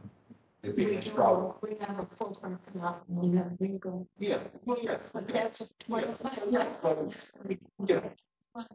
is that, if it's down there, obviously these people are very, active. Yeah, They're not gonna have a problem to park here and walk down there. okay. And if it's here, nobody's gonna be able to see it, and it could be damaged. I mean, you know, the motorcycles go through here. That we're gonna be taken care of very soon. Listen, cameras here. We've been having a lot of problems. Almost, I could have bought it tonight. I would have put I it. heard they even stole Monty's camera out there. Yeah. So let's do that. I'll get some prices, we'll find out what's in there. And then we can go from there. And then, as for bingo, I know bingo is a very My mother reminds me all the time, hey, you ever go out there again? 27 people. I get phone calls constantly. We have between 35, 40 people. Well, you know what we could do, if we do decide to move forward and opening this up for bingo, we're gonna have to limit the amount of participants like they did at the Elks. I guess they took out. Well, it's 26. Yeah, 26. Now the numbers. Yeah, like last week, the Elks and North Adams. Well, we can and they do were the allowing same thing. 85 capacity. We can do the same thing that we're doing for the. Yeah, so maybe we could have that on the agenda for the first meeting in June to have a discussion on bingo. And then maybe the state will have a little better idea, because I think things are progressing rapidly. Yeah, so we might have. Well, the only thing that's gonna change between tonight and June 9th is that the state increases the capacity. So right now it's 26. Right. So unless if that changes in 2 weeks, there's really not much to talk about. You can play bingo, but you can only have 26 people here. Just sign up. Yeah, we can. Yeah, she brings up a good and point. everybody has to be distanced and wear their masks. You can use June as a kickoff for bringing bingo back. And as capacity levels change, you better go accordingly. So right now, you can have, with whoever members are here, plus the public, you can have up to 26 people. And if you happen to be good weather, but you do it's not. That's as far as we have to be distant for 6 feet. 6 feet? No, it's not, but we're wearing masks right now. All right, so if they wear masks, they don't have. I think it's what, is it like 3 feet? No, that's for schools only. 6 feet. You're surely are not 6 feet.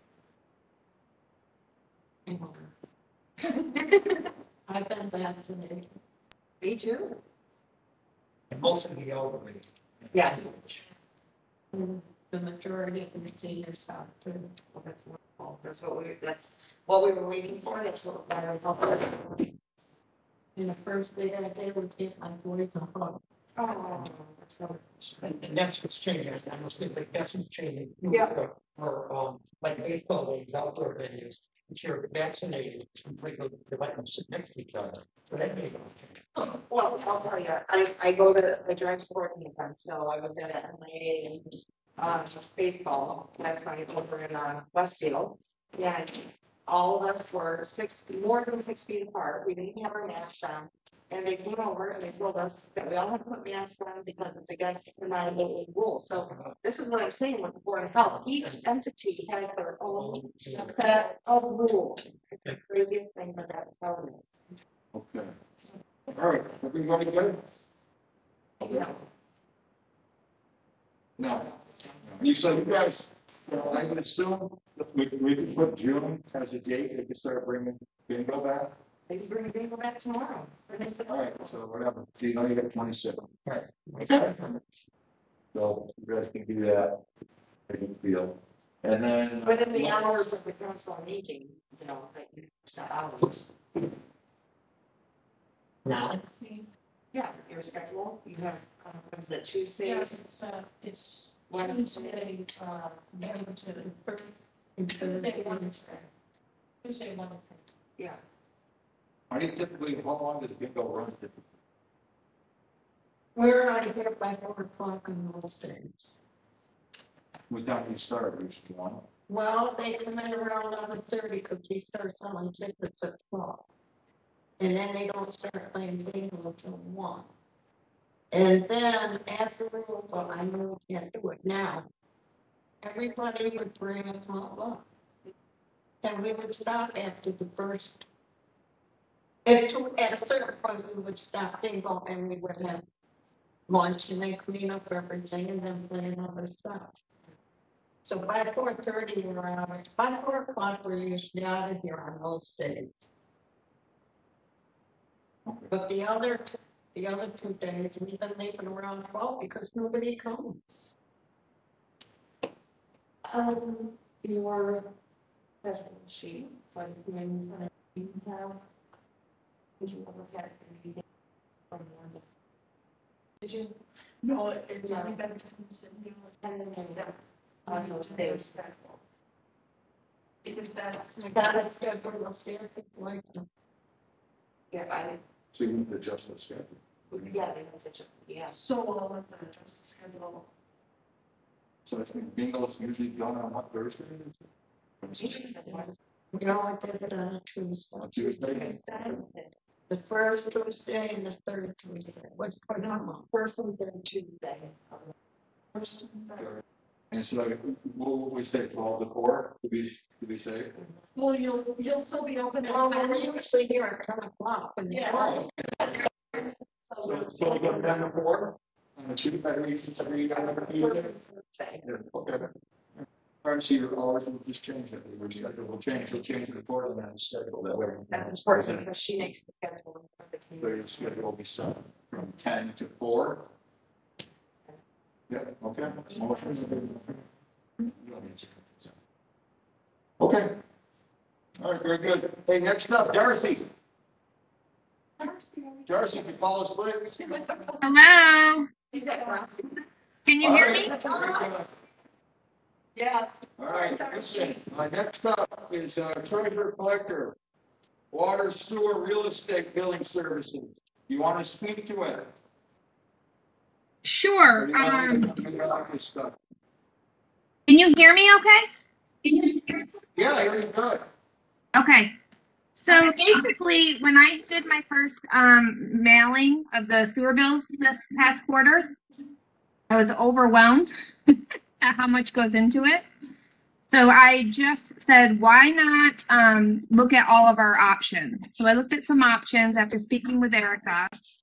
And one of the things I came up with is outsourcing to see what the cost was and if it was worth pursuing, seeing how we already do that with our excise tax bill.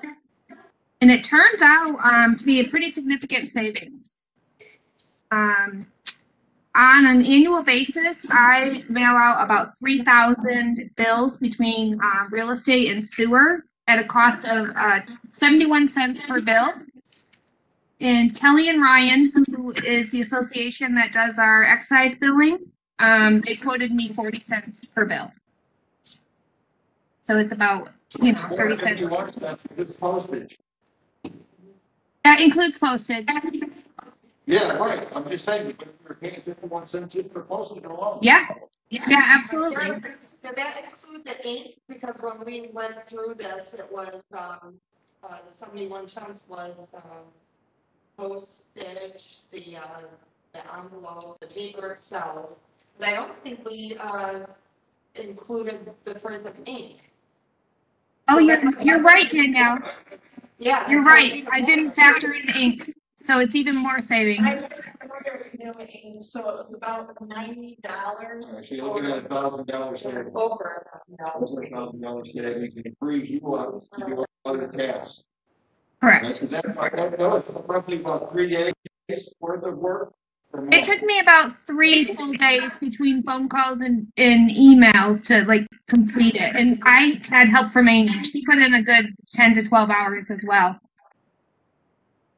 So I'd like to make a motion. I would like to have Kelly and Ryan Associates Inc. do our billing for us at the cost of 40 cents per bill. So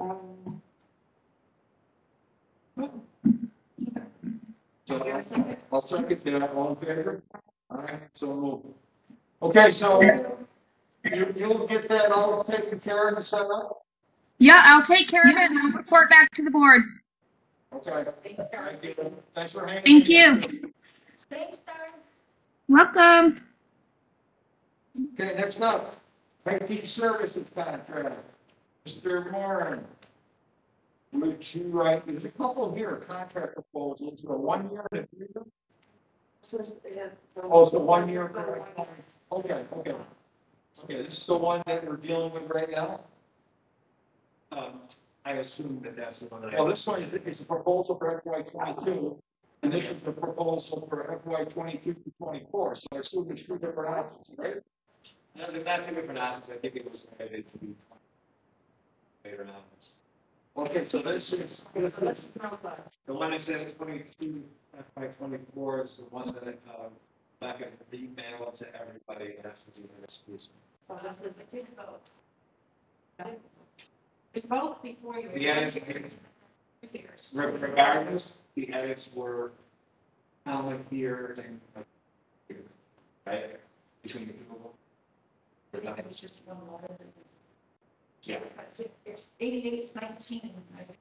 Budget and the software to do a 3-year term at the same price per year without any increases. So, Actually, it's twice the years. yeah, I mean, we're paying 11 something. So, wait a second, no, we're not. Well, right, it's fiscal year 22 or 24, correct? You're doing whatever you want to do. Your proposal and a 3-year proposal. Yeah, that's, Two different That's options. what I thought so. So it was, you all, Yeah. 103. Oh, that's what you just said.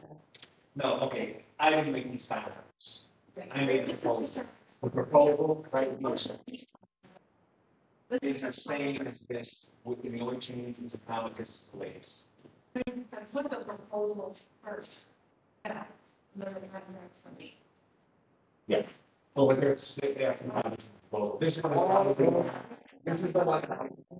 So, this is the shop. The contract references, the fact that they want you to take a turn. No, There's. And there is, there's no difference. Proposal with Mark at 1.24, except for This is what you're putting forth to us as your proposal.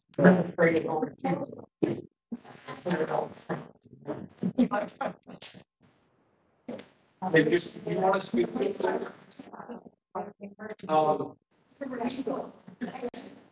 Is there any questions? So you're proposing a 3-year contract, Correct. and you're telling us that there'll be no increases over the 3 years? Well, what I wrote in here specifically was that this, could be revisited from a year to year to adjust or down. Okay, what I mean, because things change. For you to address? Like Or the board to revisit it on a yearly? We'll not do anything more this without seeking to getting approval, anything. It's not, no, this is just to say that, should you guys not call me for 3 months for anything and there's nothing I need to do, then, I mean, I'm not gonna bill you for that. I think and like I said, in the proposal, there are some provisions in here for offloading some of my current responsibilities, such as certain website ads, that those could be done by the town or somebody else who properly trained on how to do that. Then, I would be, obviously, that wouldn't be something I would want to charge you. Right now, I take on some of those responsibilities because, I think it's a technical thing in nature and I would have to show somebody, but there is no way and such. So, yeah, that's how that works. Okay, so I would like, I'm sorry. No, I'm just going to go over each. Sure.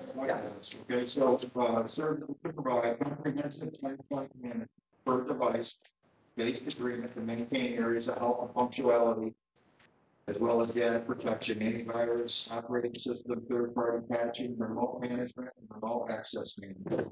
So, shall be calculated per computer, manages at rates of $20 per computer per month, includes 15 minutes of time per computer per month that can be used for any service. So we get 15 times 20 a month? Yeah. As a base. Right. So what's that 15 minutes? And that's something, so that is something that I have set up in order to, within my own company, handle the licensing costs that it costs me to provide this software to my customers. Okay. Things like the antivirus and the endpoint management software, the remote management agent that gets installed on the computers. Those have a cost to me. Okay. So, to provide the service, I charge a base fee for each computer. And in this case, it actually goes down with the number of computers that are contracted. So if you only have 10 computers, it would actually be $30 per month because you guys go past that level. I offer it's down to 20, which is the lowest amount. Okay, so, we have 20 computers out there. There's 19. Right, 19. Is that count laptops and all that stuff? Yes. How many laptops? There's 4 laptops that are on this. So there's 4 laptops, there's a remainder of desktops, there's the 4 computers that are at the town library. All these machines, sorry, house, machine, actually, I'm not sure if houses. So my question is this, this computer line item, now, we pick up the libraries, fees. So it's my understanding that the library is under the same, I don't know how you guys budget the library if you're wrong. Do we budget them for computer? Now, they don't. They want to do it themselves, and then they're gonna find somewhere. So now- It's school. They don't want school, I see. Another question, the community center here, or do you service any? When the last time I treat this as a break fix location. I had spoken with Lauren a long time ago when I was here. The computer that she has is a bit out of date, so we really should get this on. She adopted to manage her own systems. Well, okay, so. So when we have problems with policy, and I just go in a straight time, I don't prefer it that way. Yeah, I'm a firm believer that prevention is far better than reaction, which is why I want people to sign up for an endpoint service. Because if I leave it up to the users, most cases they never figure out updates, they never patch the software. Yeah, since this is the community center, I think that should be servicing these computers as well. Well, like I said, I do not break fix cases per request. I do whatever you want. If you guys want me to put them on this, I think that would be the smart move. Yes. Yes. Yeah. So I can adjust that for the 2 extra. Yes. So they have the public computer. So you do have a laptop too? So those 2. Okay. And the library, they have 2. There's 4 computers total. 4. Yeah, there's 2 that they use, and then there's 2 public computers, which are set up as kiosks. We're gonna have to adjust the overall. Add 2 more. So yes and no, because when I figured this whole thing out, we need to adjust, but it's gonna change it, it's gonna change that, we do. Now, the way that I do this, is the 15 minutes that I bundle with each computer is not rigidly for that computer. Okay, if I just put it in, so I use it for whoever needs it, right? Yeah, so computer read doesn't need but computer read does. You look here which one you're servicing. Right. I'm not that rigid with it. Now, the only thing that I am rigid with is the fact that, I don't let it accumulate in your life. So this base fee is expirable, right? At a 12-month rolling basis. That makes sense. If nobody calls me for a month, I'll use the next month, but not 12 months. No, I understand that. Yeah. Otherwise, No, shouldn't be any barrier. yeah. I mean, there's a fine balance between me doing my job well enough to prevent me having to do murders. You know what I mean? That kind of thing. But yeah, so that's what that is. And, like I said, it includes grant. So this figure of 4560 is the change, correct? I think it's correct.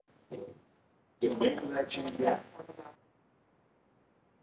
50/40? Okay, just got it. So.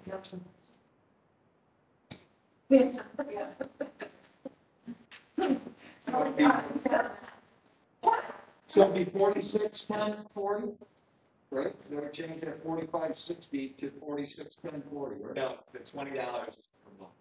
Per month. So it would be another. Also, it'd be 240 now. Now, it also before the it also $5,040. If it's times two. Oh, okay. Yeah. No, you did it. Yeah. It's also worth bearing note that there is another computer that is slated to go into production at some point. It is the domain controller that is covered under the grant that we got last year for the, security updates that we applied for. So that will be more computer. But I don't want to bill you for it until it's in. Okay. So So makes sense. should we make a motion to amend the 4560 to 5,040? Well. And also, maybe not the entire let's go through it. thing, and then let them Okay. propose, I guess. To that. Okay. All right, so that's the endpoint management. Additional tech support computer and office personnel. You just want to touch on all this? I know network operations and computer service, data quality support, virtual meeting facilitation. This all will go away. Excuse me? Totally will go away. Virtually, we've got to talk about meeting in person. Yes. So that won't change that number.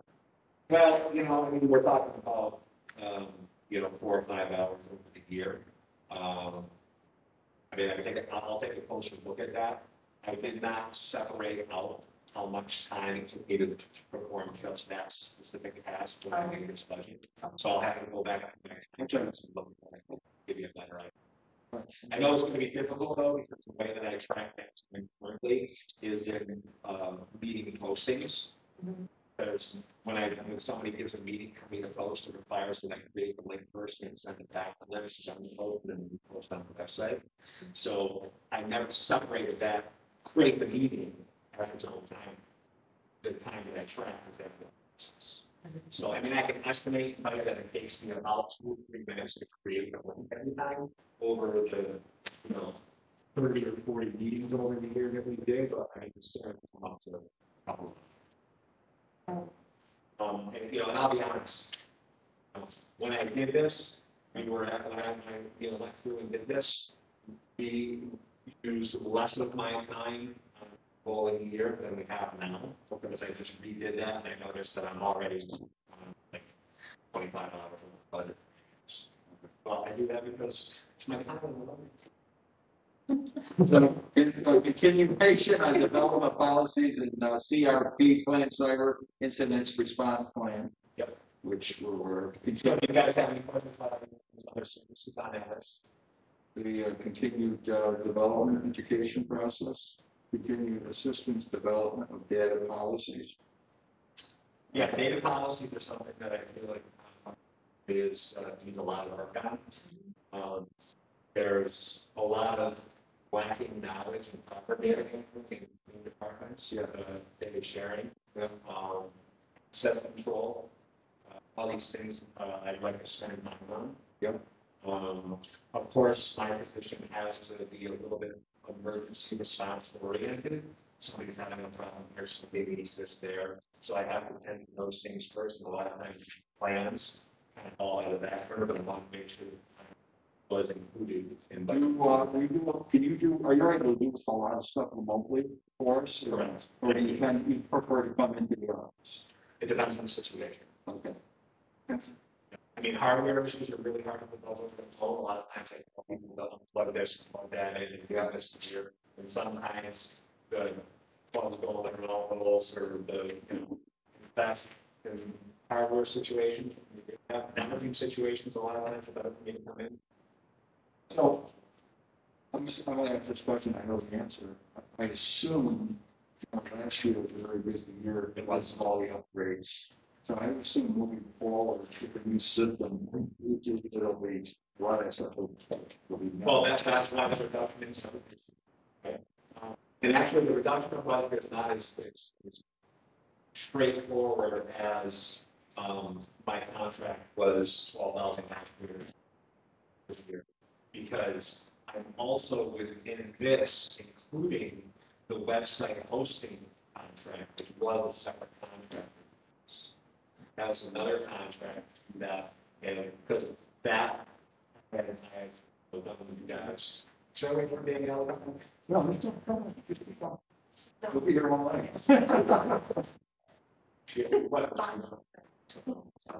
Yeah, okay. Okay, so that number, 25, plus $25 and $73, 1825 is. Okay. Website, email, hosting, administration. That's just your normal mundane stuff. Well, it isn't, it isn't. This is where the extra time for the content management could be further reduced should, we hire somebody who can build updates on the website. Okay. Correctly. Town clerk or assistant, whoever. Yeah, so I think the idea thing moving forward is to organize or Do a lot, I'm sure. do a lot of that. Now, there's always going to be a level of site management that I will need to do because there are things like layouts and things that people should have a better understanding of before they do it. Yeah. And there's also some back-end logic that you might want to change going down the road. Accessibility. All of these things are outside of the realm of Okay. content management. So I will tell you that.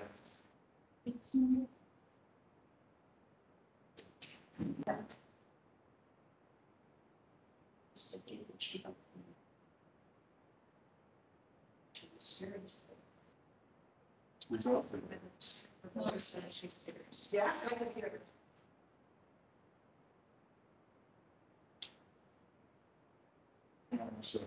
I have a.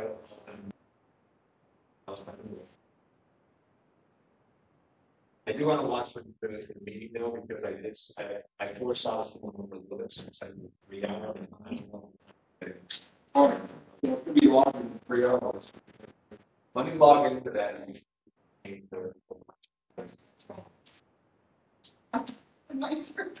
Yeah. children eating and his girlfriend, and they all reeked of alcohol, and he has mind you, they're like 16 years old, and they have their regular stuff. Hi, Jimmy. Still on. Don't worry. Somebody called and they're like, she told me, I said, can you read the sign that says I'll address that? And she told me how to. They don't even live at the front. Okay, so, no limit on quality. Deal with that. I've seen the damn on this. It's awesome. I'm his bus driver. Oh,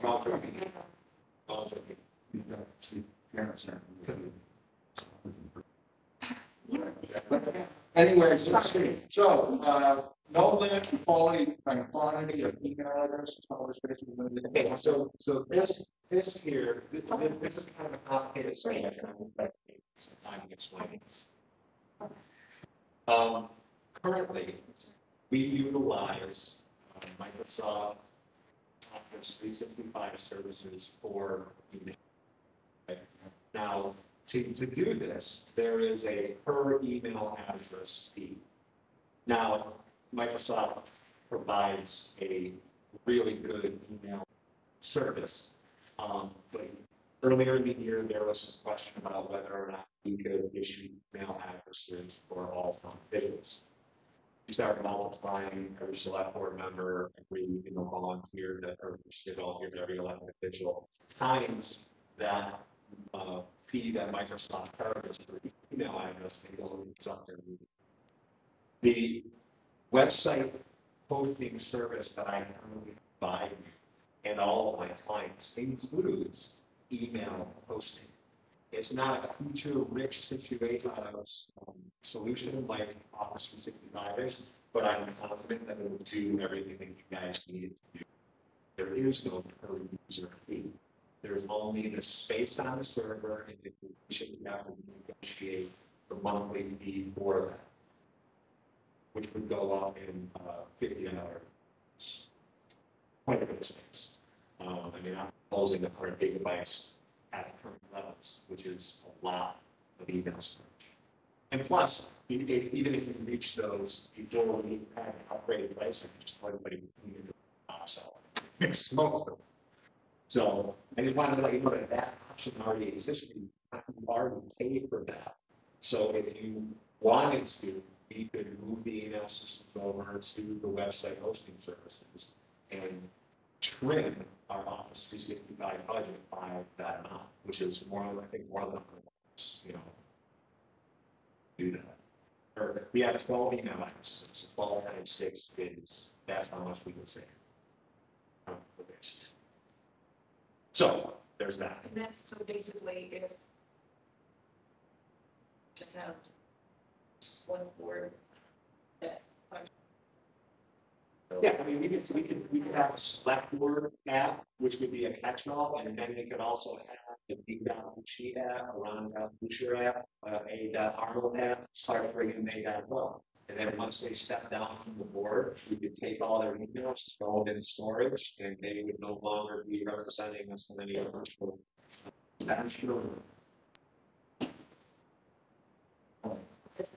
Yeah. In a way. Okay, so that's, you have that 24-34? No, that's including that. Okay. This offers you more cost savings, you know, for the existing contract. You have any questions?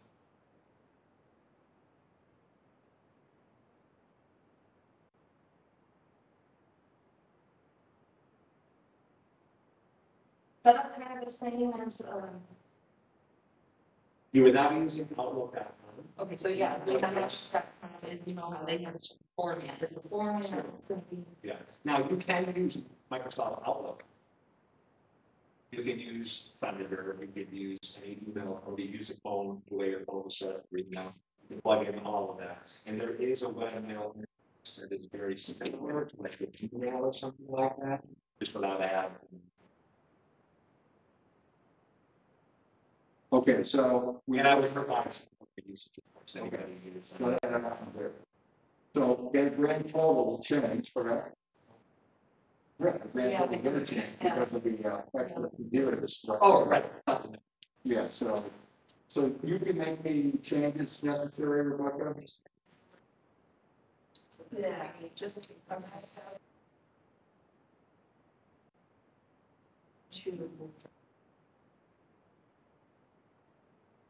And also last year, antivirus has its own budget item, which is going away, should you do this one, you guys are covered under the implement. So, and that was, I think, $1,100. Zero. And the website hosting is now 28. And the only reason that the website hosting line item on this is higher than the web hosting line item there is because we were using the contract for IT services to do that. Down to that resolution. I know everything's crazy right now. It's hard to keep minds on this. It's a complicated subject to talk about.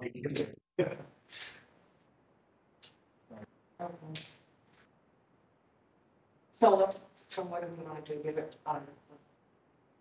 Well, I'm making a motion, we change the grand total. We move it from 8,819 to 9,290.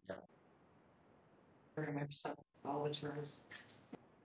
If you're okay with everything. Yeah. No, I've read it terms already. So this will be a 3-year grant, and then we'll visit each year. Yeah, we revisit each year to adjust the sections for totals because, you know, I'm not going to. Okay. It all depends.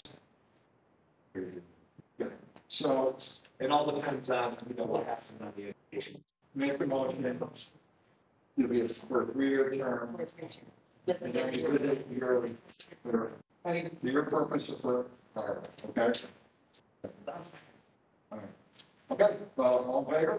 Aye, so moved. Okay, thank you. Okay. All right, next up, master IT law. So, it's brought to my attention, it'd be nice to have a second individual.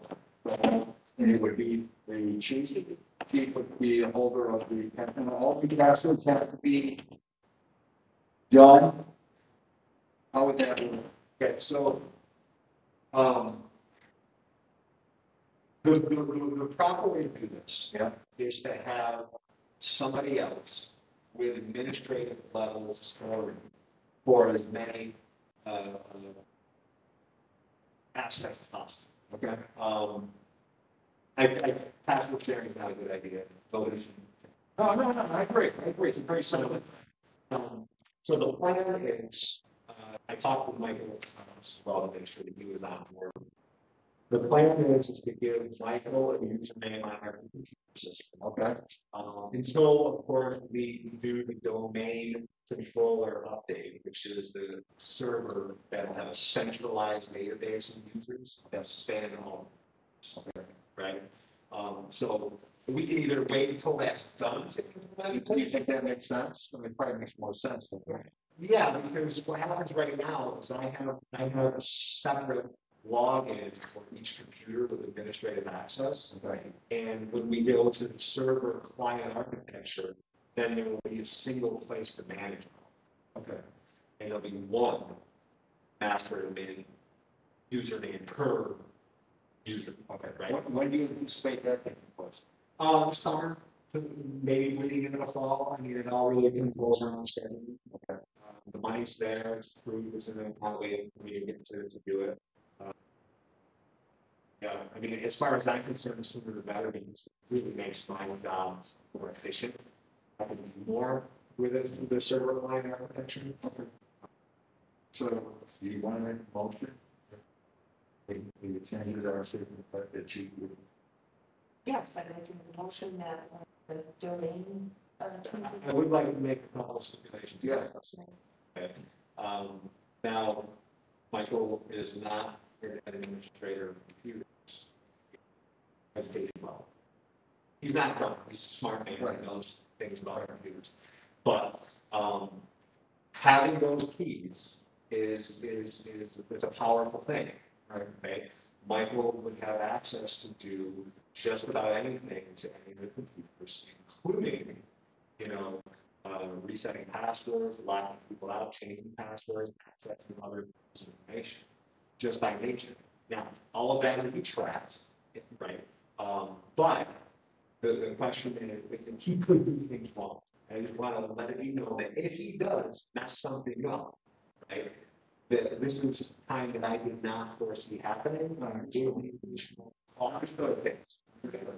I also would like, if possible, to have any and all actions that he makes within the computer network to be where possible, requested permission from me to do, right? Where possible. I understand that if I'm not available and he needs to do something, they can do it. But I would like to know ahead of time, hey Jay, I plan on some after overlap and solve software. Like you shoot an email or something? I mean, I'm always no further than myself. It doesn't take 10 minutes, right? But I mean, I'd like to be able to take the opportunity to stop him from doing something wrong before he does it. Right? Within reason. Because if someone, for example, one scenario where I can see this playing out is if somebody gets an email that looks like it's from somebody they're expecting an email, and there's a file in there that asks for the administrator over. Michael goes in and looks at it and says, this looks legit, he puts the password. That's a situation where I much rather would have been able to see that email because they come in pretty convincing. I go through those exercises all the time at work. Well, not everybody has time. Okay. So, situations like that, I would love to be able to at least have the opportunity to stop it. Now, Michael will have the ability to wishes to, at this point, allow me, which he should have. Somebody there should have the ability to say, Jason's all done, right? Should the worst come about, right? I died or I have some crazy things like that. So that's good. But while I'm under the employ of Town Clarksburg, while I'm being trusted to be the IT administrator providing a service of security, I want things to go through me before they happen. I think that is a fair.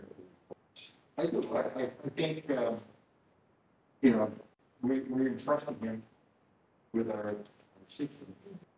I think that, you know, the chief is going to make a change. Should at least either call him or email him. He should be aware. But a major change, she was like, Well, there's no other reason for him to be answering. There's no other reason for him to be here. The only reason for this is just in case God forbid something happens to Jason. Right. You walk out of here. 99% of the time that Michael will be getting administrative level access, which by the way, Michael's everyday username and password will not be an administrative username and password. We have a second username and password created specifically for administrative functions that itself. Yes. I mean, Yeah. Okay. Now, keep in mind that the cyber incident response plan will be here or so. In as well as CISA guidelines, you know, state that should a major incident happen, the proper procedure is to hire a third party computer forensic investigation. Okay. And they do that so that they can quickly clone everything, pull it off site, and investigate it. Okay. Now, they have nothing. There's not proper access control. And I would personally would like to avoid ever being in a position where we have to do that. You know? Yes, So, we talked about that. so I just want to, you know, it's my nature and this could be I totally agree. careful as possible. Okay. Okay. Maybe you can get the most. Now, I also suggest that under this situation, whether it be Michael or anybody else who has that, you know, there's a lot of time for training. Whether with me or independently in Windows administration. Because that's what this password's all about. Windows administration. And he's putting his username, his password in this, and he's saying, yes, I want this phone protected. Michael, you understand as much as it did. I'm not looking for you to agree to that right now. I'm just letting you know that that is my next. Okay, it's good now. It's good for me. You're going to turn. I think that that's how it needs to be. I'm not the IT one. Yeah, this is but basically to avoid what happened. See, we just need someone in your, state or something. And Michael has also, you know, let me know if he would rather not be has to. Right. Yeah. Sometimes I like overtake. I'm excited about having somebody else who can, you know what I mean? At least be able to talk to you about some of this stuff. Okay, so I'd like to make a motion. What do we need? I'd like to make a motion for the master IT law. If I could suggest that Sure. it would be a secondary administrative level user created. Being my chief plans. Okay, I'll second that. All in favor? So, thank you. Okay, next up, community center sign, location and wording. I'm sorry. You have enough about talking about this is one more thing. When can we have a talk about whether or not we're going to move the email system? Because that will take planning and action. Are you going to utilize the email that I offer with the website posting your state? You know what, I'd like to have some more discussion on them, and maybe we can have that on the 12th, meeting of the 8th. Night. Okay. Yeah, and I can even, so we also have the .us domain that we control. So if you want, I can actually create a emails for that, so you can see what. Yeah, that'd be cool. That'd be cool. Okay, let me just recap here. We've accepted his proposal. Yeah. But now we're going to go back, so. Well, that doesn't change the price of it, because it's all inclusive, if we want it, it's there. So basically, so board and committee members that have their own personal email addresses. Talking about those people having, Like, you know. so that, just so that you know, so that if you're using your know about things, so then you start changing over to be using a town email. So just so that you know, you can get all of it. And I highly recommend this. Yeah, I highly recommend it to you because I'm a Freedom of Information Act, you're pushing me to like requesting. Who wants to do that, right? It's much better. Agreed. But we will look into that. White, black, black and white. Okay, next up is the community center sign, location, and wording. I believe we have a sample of the, just that one, the one I have, or everybody you have on your side? Okay, I have one I'm looking at. Okay, there you go. So those are the two options. Is that basically leaving the sign the way it is? I mean, in the same location? Okay. Right.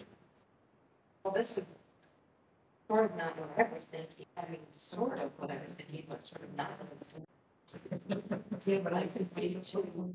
Like, I was hoping to leave space for other entities that, you know, they can spout. And one day, space for line is huge. One space for line, and another space for. I think about it. But you can go up on that, take it home. So if you're computers, you can just shut it down. Yeah, great, thank you. Thank you, Jay. Yeah, no, thank you guys. Okay, so we want larger sign? Do you have to go through, You can go over your budget. Oh, that's different. Well, listen. Yeah, that is just what they.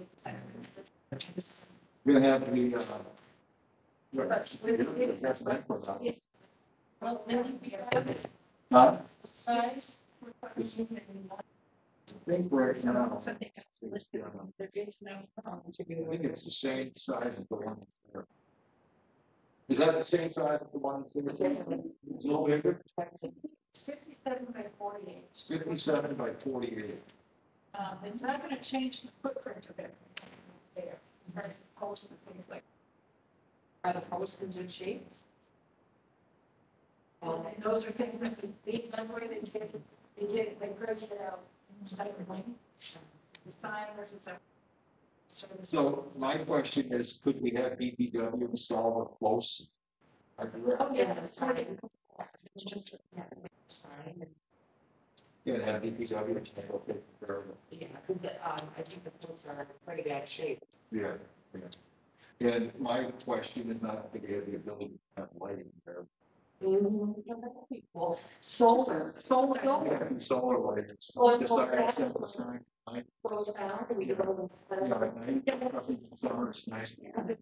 Maybe do. I just thought the idea of pretty much having some light on it, and maybe some flowers and dressing up nice. You know what I mean? It's. I would like a double sign. But since we're gonna have. And it's got the home of the council on aging. And I believe the VFW post still uses this location for meetings, right? Even though they're small, they're not too, right? They're small. I know it was standing up over the school, you can't see it at night. Yeah. So we go double sided? Double sided, blue metallic with gold letters to that whole school. You know, And since we don't need anyone that is spelled. unfortunately, I don't like blue, but. Okay. No, I just think the white's nice and stands out nice. One of the school doesn't stand out. I do like the color, but It's stands out, this one stands out, white. Black and red looks nice, I think.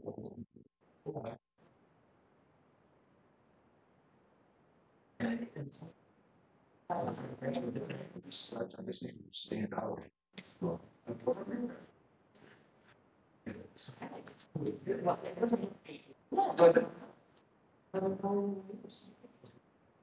Yes.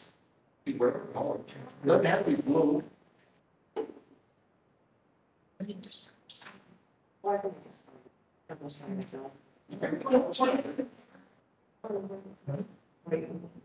so it'll be an open sign with white with black letters, double sided. So that's $900, right? And then hardware and the installation is found to avoid the garage can take care of it. Right? So it would be a cost of $900. Yeah. Right? For white or color? White with black letters. That's gonna be my. Or you can have white with blue letters. Doesn't matter. Doesn't matter. It's new, it'll be updated. The white. Yeah, I think white, Candy, white what with do you black. think? That's, that's my. Yeah. I like to go with white. I can like this.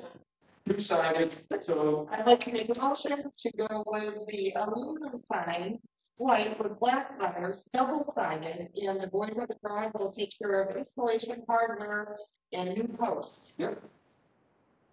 Very good. I'll second that. All in favor? So, beautiful. Got it. Now we're up to the town hall driveway entrance exit sign. Now, that is it is kind of a public safety issue. Yeah, we've all almost been killed. Yes, all of us. By buses, trucks, police officers, our friends. Yes.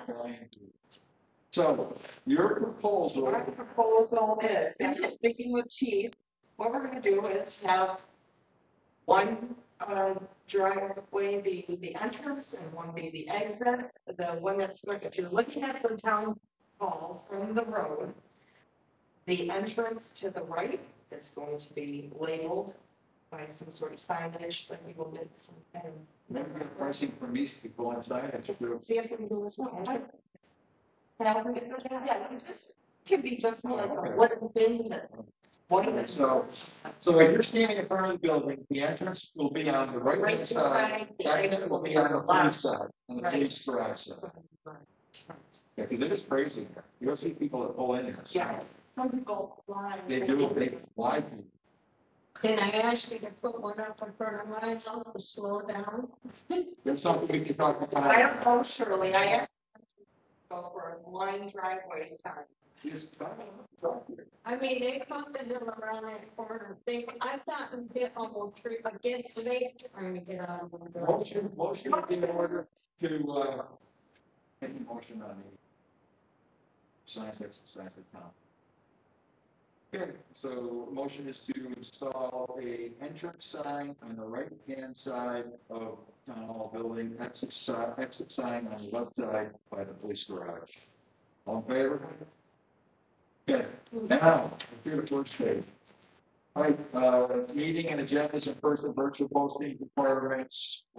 We've been through that, we've dealt with that. No more ladies. Well, it's.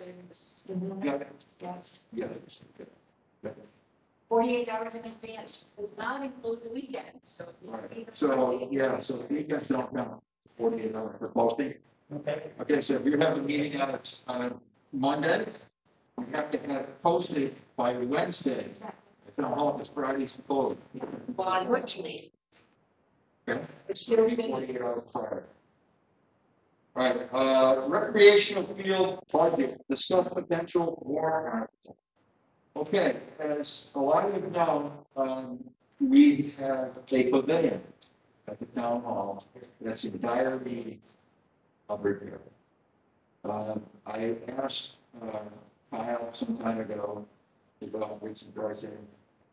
Yes, and, Kyle did his, but I asked Rebecca to reach out to get some pricing. I'm replacing the pad of that pavilion, in which, a good portion of it has pushed up. It's a public safety issue. We can't lease it out or rent it out at all. So that needs to be removed and replaced either with concrete or blacktop. Also, the roof is to the point where it is leaking. It is wrecking the underlayment in a lot of spaces. So my recommendation was get prices on both replacement for the roof, either a metal roof or asphalt roof. We had a couple of prices. We got some pricing, we got some estimates in reference to replacement. I have them here. It's kind of scary, these figures. Yeah, it's one of them, 2 years. No, it's okay. The core replacement asphalt would be 28,500. To do it over the concrete would be 43,800. That's ridiculous. Roof replacement shingles, I have a real issue with this price. Without decking replacement, just stripping the shingles and re-putting shingles down at 27,400. I think we can do much better than that. And then shingles with decking replacements are waiting. We're still waiting on an estimate. Metal roof, which what I prefer to do, without decking replacement, we're waiting on a price for that. And metal with decking replacement. I don't really think you need to change the decking unless it's really, really right. Just put the burring strip down, go over the top of the metal. So we're just waiting on those prices, right? But I think we need to talk about a figure. Yeah. So what we'd like to do is take the money to repair the pavilion out of free cash. Okay, and that's going to have to be a warrant article on the town warrant for town meeting. We just got to come up with some kind of a figure where we think it's going to be enough to cover the replacement of the pad, proper drainage, and the roof. And I'm looking at these numbers and thinking if we appropriated $65,000 for repairs, do you think that'd be enough? I think we could get somebody to do much better. Yes. Oh, yeah. Yeah, crazy prices. But I just want to make sure that we appropriate enough money. Right. If the voters are willing to do it, you have enough money set aside to cover. So and we do have some extra money. There's some electrical improvements that can be made over there also. It did not include drainage, so okay, if I had that was not in our, that we had supplements, I can see that. Yeah, because that's the problem there. There's not proper drainage around that pad, so the water's getting underneath it when it gets full, pushing everything up. So, Kyle says it's basically, that's a wetland over there. It's pretty wet. It's too bad that it's where it is. I know it's. I mean, like, if we could.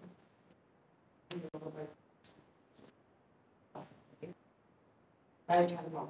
Big money. Be better off with all the home. So, yeah, today, just, and of course, what happens to the market this week. Yeah. We need to come up with a figure that we think is going to be enough. And just looking at this today, the figure is 65,000 bucks in there. Or maybe we're better off going with 75 and be safe. But I know some of these estimates seem very, very high. And that's just for one person. Well, I went with the Right. No, but we know it's the 65 figure. I think it's safe. Even if you call it 30,000 for asphalt, right? And that's removal. And that includes the removal of the concrete pad, putting in crushed stone for drainage and everything else. And then, I would think that 27.4 is outrageous. Outrageous. Yeah. So I'm wondering if you could get somewhere after that in half. I don't know. Just thinking, shiny one of our house that should be 4 years ago, it's happened in the market, but that didn't surprise me. I know the cost of just like chlorine for your pool. Okay, so 65 sounds like a good people that. So, yeah, so if we set, well, make a motion to set the warrant article 65,000 for recreation field repairs to the pavilion, or should it be general, let's be specific? I want to have it to the recreation field and pavilion so that it's going to be, you know, Yeah. benches down there, benches. Yeah. whatever. Yeah, Yeah. we'll talk about things. And that would come out of free cash. Just free cash, you've got. I think Free everything- cash, that's what we now, you're taking a backhoe for 110, a cruiser at 52, that leaves 178. So we have $178,000 in free cash. So we can appropriate 65,000 of it. And that still leaves us with about $100,000 in free cash. Okay, that maybe we can put over the stabilization. I'd really like to get that shingle number, some of these numbers down because, you know, bleachers, you know, there's one or two little bit. And I look at the magazines and, you know, you can get some of them for like good $1,000 under a durable, like aluminum one, so you don't bring it. So 65,000 seems like enough. Or if you want to go off of these numbers exact, I think 65. That we're not going to do concrete. I don't think concrete makes sense up there. I think we're better off with asphalt. Well, if they did in the last one slab, like it should have been put in bullshit. So I'll never look at it. But it's too much. Tell you this, I've been somewhere where they don't have concrete, they don't have asphalt, they have stone, they have small stone. Yeah, that. Yeah. Yeah, just tossing it out there, it's just Like raising it up. Well, it doesn't mean we have to. We have to do this. We can put it out. Fill in. Yeah. You know what I'm saying? Yeah. Right. Just, I would just need to say stuff. Well, let's go with 65,000 and put it out. Okay, I would like to, put forth a motion to appropriate $65,000 for the recreation field and, Clarksburg, pavilion, for the field and pavilion. For the, and for improvements, and like that to go on the board, including our free cash. Sorry, I can't remember. Yeah, we got that. Yeah, I'll second that, all in favor. So the motion. Okay, we're getting down here. Thanks, guys. This has been it. Yeah. So, what we're thinking, when you decide that there's, $1,800 for your annual recreation area expenses. So typically, every year, you pay for porta potties around $800. I mean, depending on how many months you've got something out there, so that's what the cost is pretty much. Then if there's odds and ends of things that take you together, National Grid, you know. So, this particular year, it's around 11. So this was like an FY18. It's been used last year because it weren't there. So you also have that $1,800 budget. So you may want to increase that for your routine type things that you've got basketball hoops you want to replace, or just did odds and ends, rubbish reels, you know, just things that you may want to do that. So it's not going to be a capital expense every year. You might think, oh, 1,800 is good. You don't leave it at that. I'm just suggesting that. Increasing it. When you're looking at trying to when you do that, you'll do that. We do it tonight. When we go through the budget. Okay. Thank you. Yeah, I'm gonna meet him tonight. Do we have This a reason I make you stay at home. I'm not on the computer. We'll try to get through this pretty good. I think we're going to make a couple changes we made in this budget, but it's pretty much level funded. I just want to go through each line real quick. And if everybody's okay with it, and then we can make the changes if we need to. Okay, so always remember, we can add or we can deduct. We have that ability. Okay. Okay. So under general government, legislative moderator, $100. Total 100. Executive, select board chair salary 600. Select board member salaries 1,000.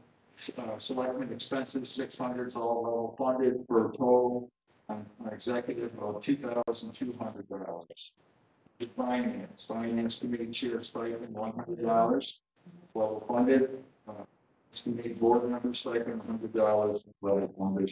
Finance committee expenses $270. And reserve account of 10,000 for a total of 10,470. In The reserve for contract, need reserve account? Yeah. Yeah, $10,000 in the finance committee. Spend it on flats and it, the finance committee has control over the reserve account. You put that there, but what is? And they should have $10,000. Well, you can have whatever you want, but I don't suggest. All right, next up is under finances, town account salary, 17,800, 15 hours a week, 52 weeks. What's it, 52.3 weeks at 22.69. DOR seminars, $100, 2,480 for record retention supplies, for a total of 20,380. Principal assessor, 10,776. Board of Assessors chair, 280 level funded. Board of Assessors members, 460, that's level funded. Assessors for 8,799, it's 8 hours. At 8 hours weekly at 52.3 weeks, 2103 an hour for a total of 8,799. BOR seminar 75. Assessors expenses 6,175. Okay, wait a second. So we went from 175 to 6,175? No. Yes, there's a permanent revenue requirement. Says in public utilities. So $6 to have that service. So it's gone out to bid on that, and that's the low. The 6 grand, it's a new requirement. It's a requirement by the state and every tax rate. What does the utilities aren't taxed on personal property in part of the world? So we have to pay for our inventory of all the utilities for Berkshire. We've got 3 utilities. You have to have an inventory. Somebody has to do that inventory. Have a company take care of doing that inventory. That's pretty expensive. All the details and maybe. Okay, tax assessor cat snap and certification of the Patriot system at 3,400. Yeah. GIS mapping system, it's a one-time software, 6,475. It's 3,475 per software, and annual hosting is $3,000. Reevaluation $1,200. And dues and membership at 360, that's unchanged. Okay, next up, the treasurer salary, 19,389, 16 hours weekly, 52.3 weeks at 23.17 an hour, 19,389. MCPA school, which is educational purposes, 331, supplies at 500. Multiple takings at Landport, $6,000. It's unchanged from 21. Account consultant fees at 2,100 and 5,500 for payroll processing fees for a total of 33,900. Tax collector salary of 19,389 at 16 hours a week at 52.3 weeks at 23.17 per hour. The grand total of 19,389. MCPA school for 31. Math vehicle exercise at 1,500. Record retention supplies, office supplies, 1,400. For a grand total of 22,620. For a grand total of finance, $125,380. No changes. Operations Town Council, $15,000. How much bigger? We were over. I don't have a date right now, 3,000 or 2,700 of this is to work on. Okay. Antivirus, last year was 1,050, nothing this year. IT consultant, it's 8819, that number needs to change, right? So we need to change that to 91. $9,299. Software support accounting 24,219. Web hosting 950. Always go up by like $1,000 a year. Yes, increased. Yes, there's an increase every year with software. Yeah, $1,520 for software, email, and government domain fees. Administrative clerk salary of $26,397. It's 24 hours a week at 52.3 weeks at 21.3. Administrative salary is $63,038. Audit of municipal accounts, $15,000 at the annual audit. Some change. Administrative expenses $750. It's business card and advertising. It's up $250. Travel $775. Postage at $5,000. That postage go down now. It'll probably go down, yeah. Yeah, well, it'll need to change. It'll be a small burden. This travel. Does anybody use that? Do you use that? She goes to whatever, a seminar or a conference. Yeah. Have you used it all or what's left in there? You haven't done nothing but I did the first year, absolutely. And then group purchasing $1,000. That can be for anything too. Oh, it's for anything. Yeah. Oh, for you guys. Okay. Office supplies, it's up about $300. That's for paper, toner, pens, etc. Which will go down. Yeah, that should go down. Dues and membership, $750. It's unchanged. It's the NFA stamp. And Okay. Yeah, so that's for a grand total flow operations of 167,268.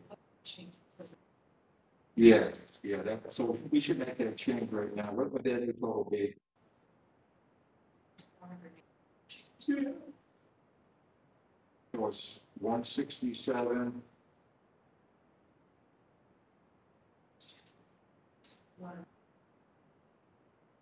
Well, yeah, we can just send that, obviously. 167, 748. 167 448 748 167 748. Okay. All right, okay, license, town clerk salary, 16,126. That's an increase from 8 to 16 hours per week at 1927 hours. That's in anticipation of either reflected. Yes. Under education, it's $1,300 and change. That's additional hours primary, $880. That's level funded. Oh, yeah. Oh, because Carol needed that. Town clerk expenses of $2,100. That's unchanged. Election and registration is a reduction. $3,000 last year. It was $4,200. That was in anticipation of the general election. Clerks, building registers, $100, level funded, and voting machines, 1,000. Control of 24,000. To the voting machine. 88, really, special machine. Yep. For people. 24,000, total licensing registration, 24,506.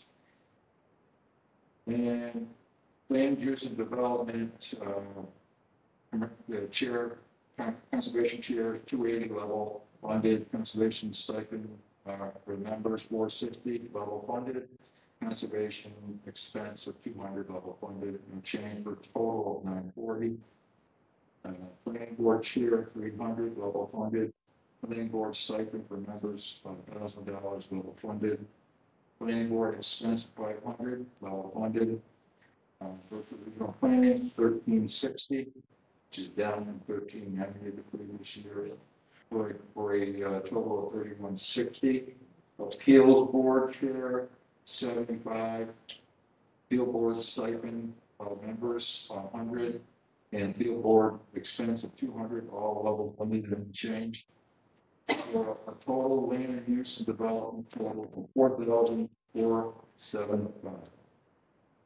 Facility management, operation of town hall, 5,700, that's office and cleaning supplies, that's unchanged, it's level. Then we're gonna go here to. We're here to utilities. We got utilities, electricity, $3,000, that's down 500. Heating oil, 10,000 for town hall, down 500. How did we decrease the heating? Amy went through, she can explain, these were one of the sections that she looked through. Yeah, I went through, so I wanted to see if, like, what we had spent. Pictures in front of me, but, we were like right around target, so I will we could deduct possibly, and if. If they furnace up. Yeah. Turn it down. I've gone in there, no, I've seen you furnace at 70 degrees on the weekend. Or 80 something. Okay, utilities, water, sewer, $1,000 unchanged. Repairs and maintenance, 10,000. It's unchanged. Postage machine, copier, 1,800. Well, that includes brick reporting at town hall. So, open the back. There were some in-wall air conditioners at one time, and they give us some brick that had to be replaced. No, just come right now. I mean, but or it's joint. Then you. I would just leave it in there. I don't know. These are notes that have always been in there, and I haven't taken them out because I just figured for people, if the voters ask, yes, this is some of what we do with this money. You're always. So we're not actually doing this right now. It was definitely before notation, right? So I'll just go like this. I want to get this out here. Which we need to make some changes as well. Trash, solid waste removal, 1,500. That's 10. That's dumpster. Maintenance town buildings, 3,000. That's heat, sewer, repairs, basic supplies. Building custodial wages. Now this is something I want to talk. Now this is an add-on this year. Okay, for a maintenance person to handle over the town buildings. Now we appropriated $3,750 at $14.20 an hour, 5 hours a week. I'd like to change that to 15 hours a week. I think that person could fall in and take care of multiple things in multiple buildings for us, pay for himself. And when he's not busy, he can also help with the DPW. The orange sheets. Like these. Yes. So what I'd like to do is change that line item from 5 hours a week to 15 hours a week, and the change the total. Well, $14.20 an hour, that's not even minimum wage, isn't it? We're gonna get to farm for $14.20 an hour, Ethan. We're doing That's not very low under the wage scale. We have the right to move it. Well, let's talk about it. You want to get a decent individual, a little bit of background. What's it going to take to pay somebody? What are they doing? What is the? They're going to be general maintenance. Just right now, so you know, at $14.20 an hour, if you increase to 50 hours, it's a little over $11,000. 11,140. 11? They're increasing hours. How many 20 hours, 15 hours? Oh, 15 hours. Almost 13 weeks. Yeah, I want to go from 5 to 15, because I'm not getting anybody for 5 hours a week. No. And to make any kind of a difference in the town, I think you got at least do 15 hours minimum. $15 an hour. Yeah. So you do the math up, what's it gonna come out from? Definitely get somebody to. So that total will change to, what is it? 11,000. $15, right? Yeah. Oh, 2.5. See, okay. All right, so what's it gonna change? 11,767, so figure 11. 11,800? Okay, so what's the difference from that total? So I got it. Oh, wait, I just do it as that 15, where's the pay scale? Because I have to be on the pay scale. I can do it. Can't do it between. What's the 1420? Is that pay scale?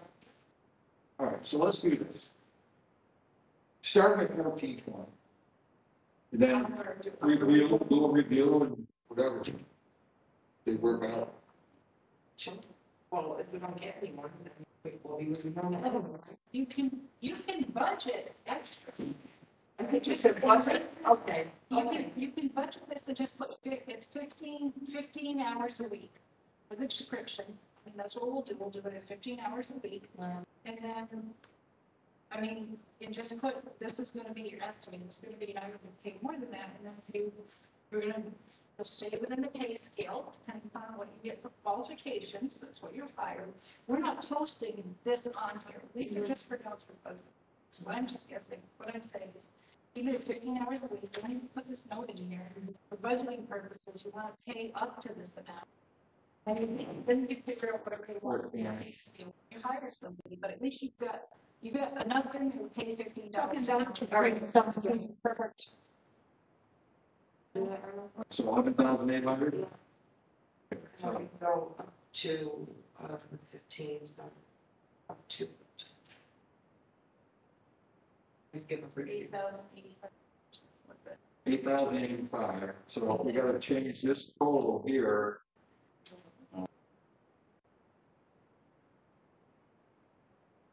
48,750. Well, 56,800. Is that what you got?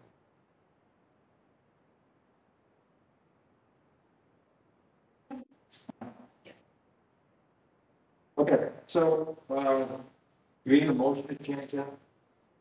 Okay, we're just changing that, okay, print, annual report, 1,500, that's going to change.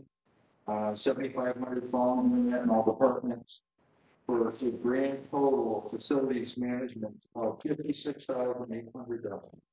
Okay? That's a big number. Okay, public safety inspections, police chief salary per contract, 61,395. Police court, 8,799. That's 8 hours a week, 52.3 weeks at 21. Police officer wages at 21,561 at 1 sergeant, 4 patrol. 321 hours each at 20. So 21,561. Police chief 1,400.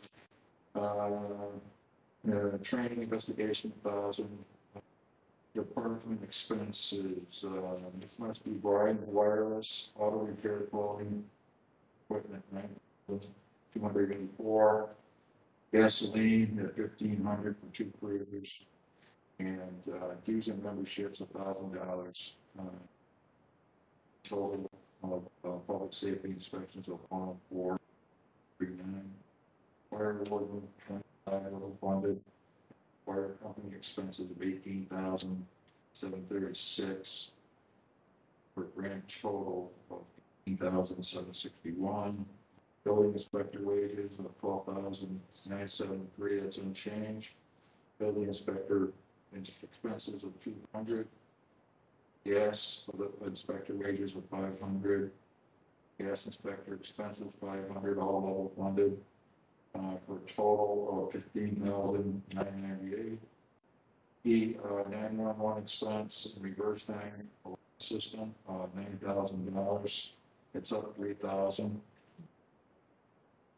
Emergency management expenses of 2,634 for a grand total of 11,634. Animal control officer, 1170 unchanged. Animal control officer expense of 1,600. Net that includes our shelter cost. Right. For a grand total of 2,770. Let's see here. Pre-award stipend, 150 level funded, 88 chair, committee chair, 100. Members, 4 members, 400. 88 committee expenses of 750, it's unchanged for total for public safety inspection, move a total of 152. Clarksburg records, of course, schools, school committee chair stipend, 280. Well, funded school committee members, 460. And rep and McCann school stipend, 230 for a grand total of 970. It is Bucky Bernardi, I believe. A school department. And total, 2,000. 2,709,705. Yeah, that's pretty low. That's an increase of 202,000. That's for the anticipation of prepays. Okay. McCann school assessment of 347,942. With a grand total on schools of 3,058,617. Okay, public works. DPW overtime, 1,500. Longevity, up $700. It's probably about 15 years, case for 10 years, and line 6. Training stipend clothing, 2535, slight increase. OSHA certifications for new hire, $100. Summer seasonal worker of 5,135. That's minimum agent. The increase there is because of the increase in minimum wage. Let's see, DPW wages total $166,008. That includes 2.5% cost of living. Set raises. Diesel fuel 15,500. That's unchanged. What is this funded? Must be better amount of inflation. Heating oil 6,500. Machine maintenance of 26,500. That's up $6,500. Maintenance expenses 28,000. Maintenance town burn 7,215. Gasoline 1,500. Cell expenses 360. Engineering fees $10,000. Worship compliance 1,500 for a grand total of $273,053. Snow and roads, that's your snow and ice budget. It's 55,000. Street lights of 21,000. Landfill monitoring 5,000. Water supply monitoring 700. Solid waste district 44,876. Cemetery expenses 850. Cemetery expenses. Where's Carol gonna pull the money from to the Farm and storage. new storage thing, the new fence thing he wants to do? I don't know. I'm working. So.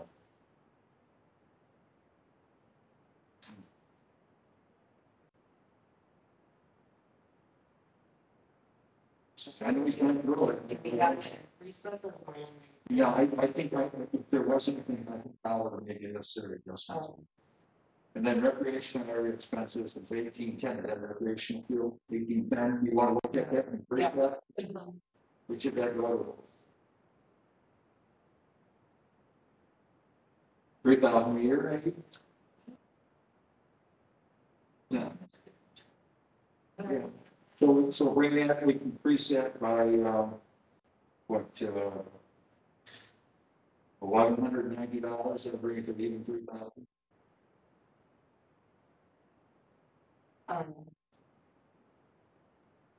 So that 26,000. So the total for public works is gonna change. It's gonna change.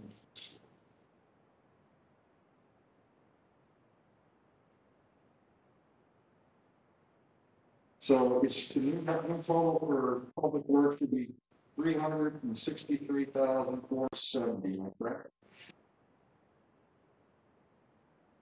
That's an increase of 1,190. 363, what'd you say? 470, 79. 479? Yeah, you're right, 479. Yes, you are, 479. So 363,479, that's an increase of $1,190. And that's what we're going to towards what, like, what are? Your upgrades or something, whatever. Yeah. Yeah, I mean, I put parking area, flowers. Yeah, flowers, yeah, stuff like that. Yeah, okay? Yeah. Okay. Just what you're saying. Yeah. That's right. All right. Yeah, make it.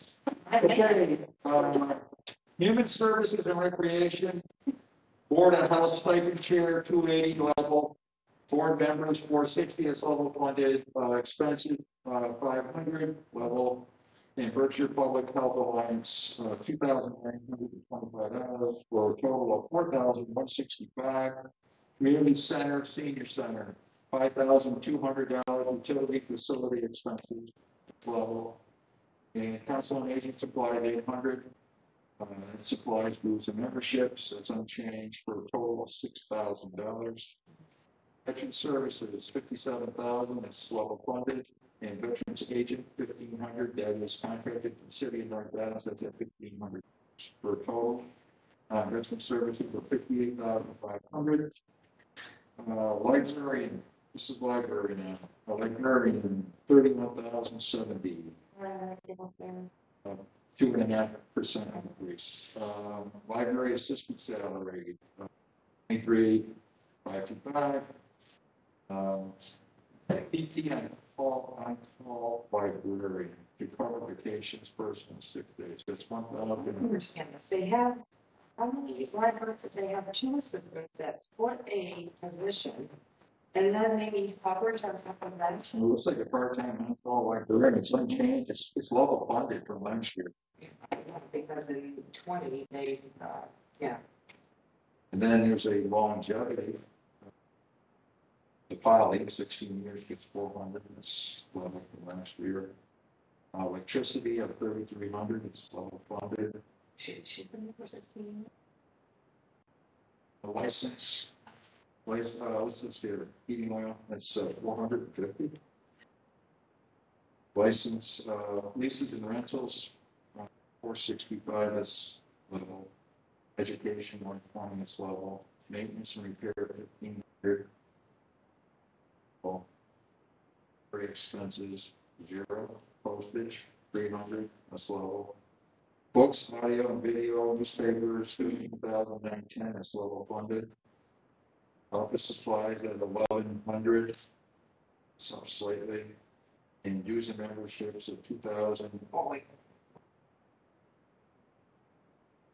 And then dues and memberships of 2,084.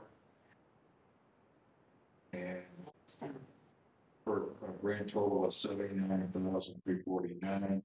And then we got the historical commission, 500, it's level, and the Veterans Day budget, it's $800, that's all. Okay, beautification commission, $75 level funded. That's 4 hours of BFW usually does. Yeah. Total of human resources and recreation, got to change that by 1,099, 1,090. Yeah, 1,100. Okay, what's our new total? 1,760. 152? Oh, 150,570. No, it should be 151,000. 150. Where, okay, so it's right there. 149, 389 plus 1190, right? Okay, what's come out to?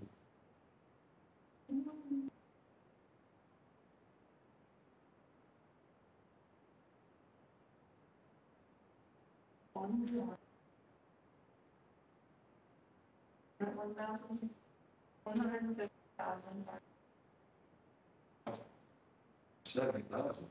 150,579. Okay, very good. Beautiful. So total for human service and recreation is $150,579. Okay, yeah. Landfill, 20 years, August 1st, 20th, paid, we paid that off. Library, he's been paid off. Road repairs.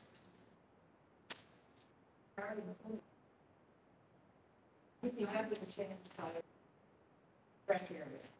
Right, put that up in But it changes the total for human services and recreation.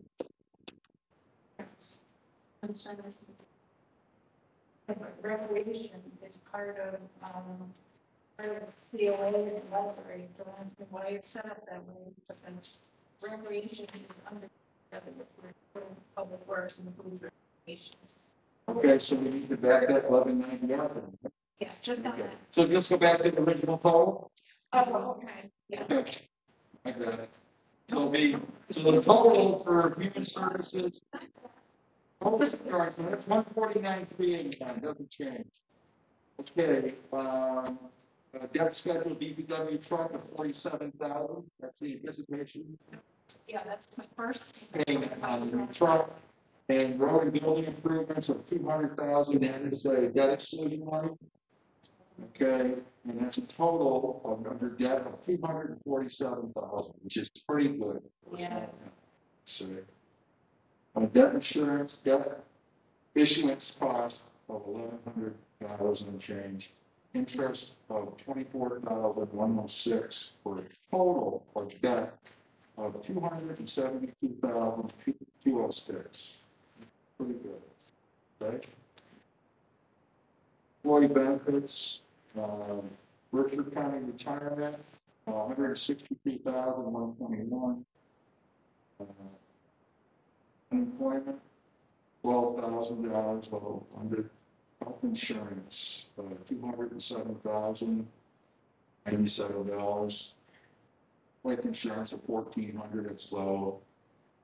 FICA, $10,000, which is low from last year. Total for employee benefits of $390,618. Officer bonding, $1,000, but that's for the clerk, treasurer, and chief. Liability insurance, level funded $25,000 through my workers' comp, level funded $18,500. Total liability insurance total $44,500. Transfers out, and it's what's an OPEB? It's okay, that's 500 and change. Yeah. And now to the last page. It's like the very last page. Okay, we gotta change some totals here. The total for the town is going to be adjusted. 1,760,000. Yeah. 373. 73. Okay. So I have to add. So how's it? So school, so the total for the town is 1,760,373. Clarksburg Elementary School is $2,709,000. $2,709,705.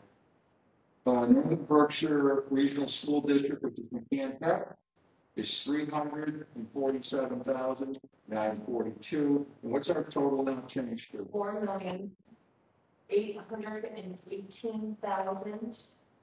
4818020.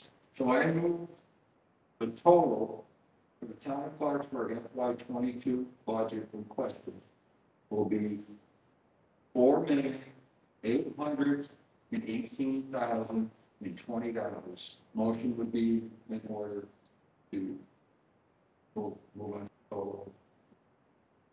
$4,818,000. $418,020. Okay, all in favor? So moved. Good.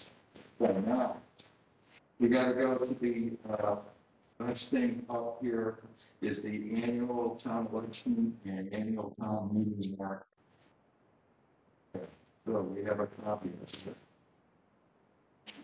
Here, the election warrant. And you're gonna add on the town warrant, you've got to add the other pieces there for the, Yeah, you can make the, I can do the edits to the warrant. Once you go through the warrant, then I'll do all the editing. exactly. So I'm gonna edit, I'll edit.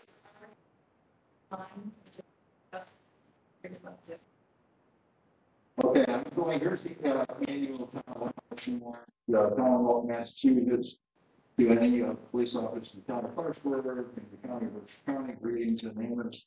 In the name of the Commonwealth of Massachusetts, be hereby directed to notify and warn evidence is set down qualified to vote in elections to meet at polling place, set down namely Clarksburg Community Center, 712 Crossroads, and set down on Tuesday, May 25th, 2021, from 12 noon to 7 p.m. The following purposes: to choose by ballot for a period of 1 year, moderator, 1 seat, free ward, seat. To choose by ballot for a period of 3 years, select board member, 1 seat, school committee member, 1 seat, library trustee, 1 seat, board of health, 1 seat, and war memorial trustee, 1 seat. And to choose by ballot for a period of 5 years, planning board, 2 seats, and to vote on the following question: shall the town vote to have its elected town clerk become an appointed town clerk of the county? Any police officer, town clerk, or hereby directed to service warrant by quoting 2 or more domestic companies, the same town of Clarksburg, 7 days before the time of voting and said meeting. Motion would be to approve of warrants. Okay, all in favor? So, now, meeting, I'm going to get started right now. We've never done this. Maybe you got your kind of funny things in that girl.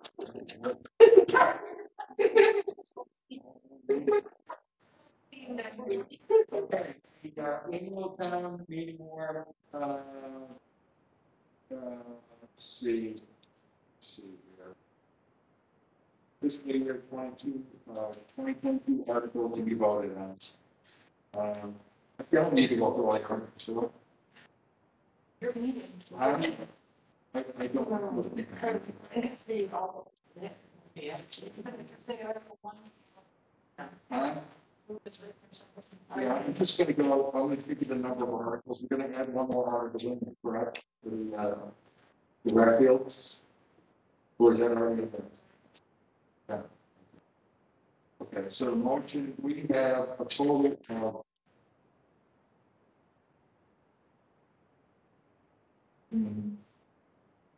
16 articles.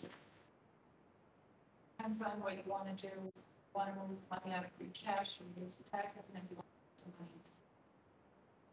Have those on there just so that. So it'll be a total of 18 articles. Yeah, I'd like to have a vote to, because we're going to have $110,000 free cash, $5,000 free cash. So we could have 2 questions. Would it be 2 questions or just 1 question? Would it be a transfer to stabilization or use the remaining funds to reduce the tax rate? Yeah, so it's got it. Yeah. So it'll be a total of 18 articles.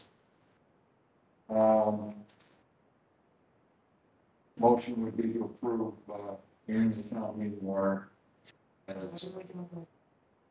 Well, those are extra articles we can use, because one's gonna be asking if they want to take the free cash and apply it to the tax rate. And second, if they want to take it and apply it, they can put it in the share section. Yeah, okay, so the total of 18 warrants, 18 articles. Motion be to accept it. I would like to put forward a motion to accept the. You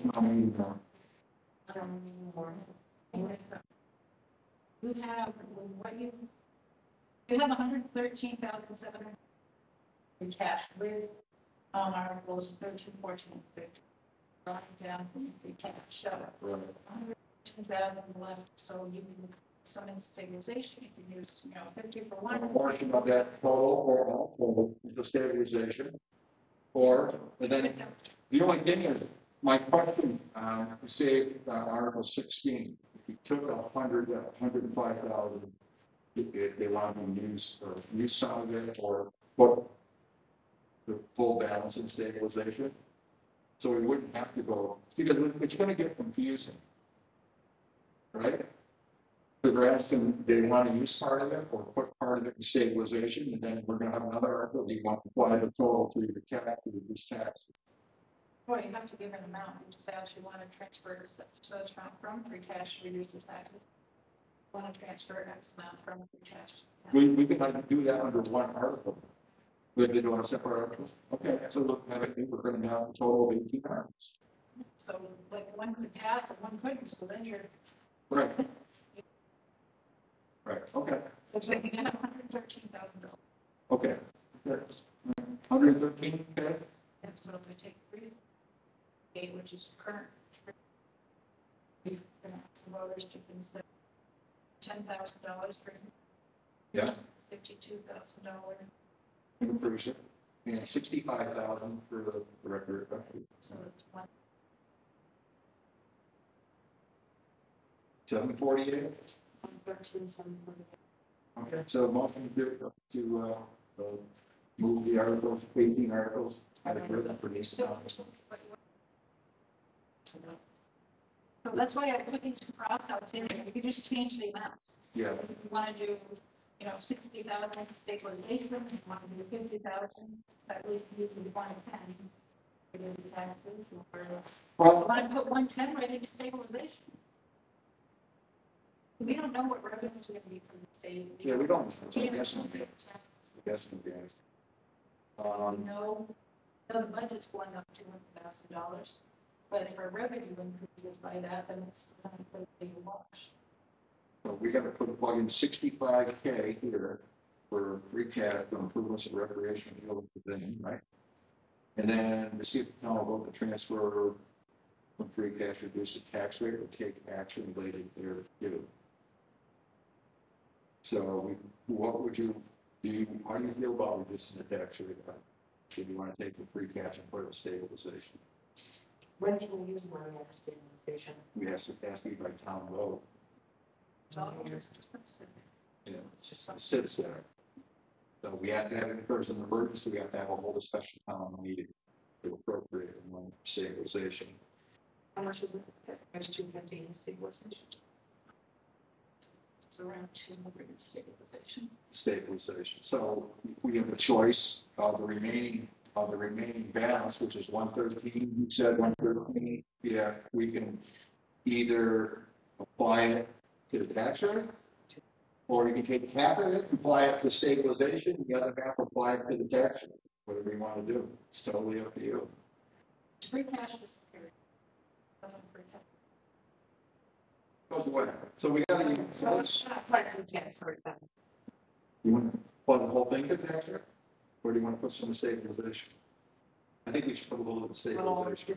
I think we could maybe put 50 grand in stabilization, and then the other balance apply to the tax rate. 60 for the taxes. Yeah. Yeah, we'll put 50 in stabilization. I like to keep stabilization Yeah, I'd like to have one too. Okay. So, now. Wait, oh, wait, we don't get most of it. Well, I got ahead of myself. Got the town administrator report. Oh, What else is here? My life. So you want me to make the motion? Yeah. I gave you, approve the annual. I remember that saying. Okay. For the motion to approve the annual town meeting warrant That's written. as written. Okay. Yeah. Okay, and I'll second that, all in favor? Okay. Now.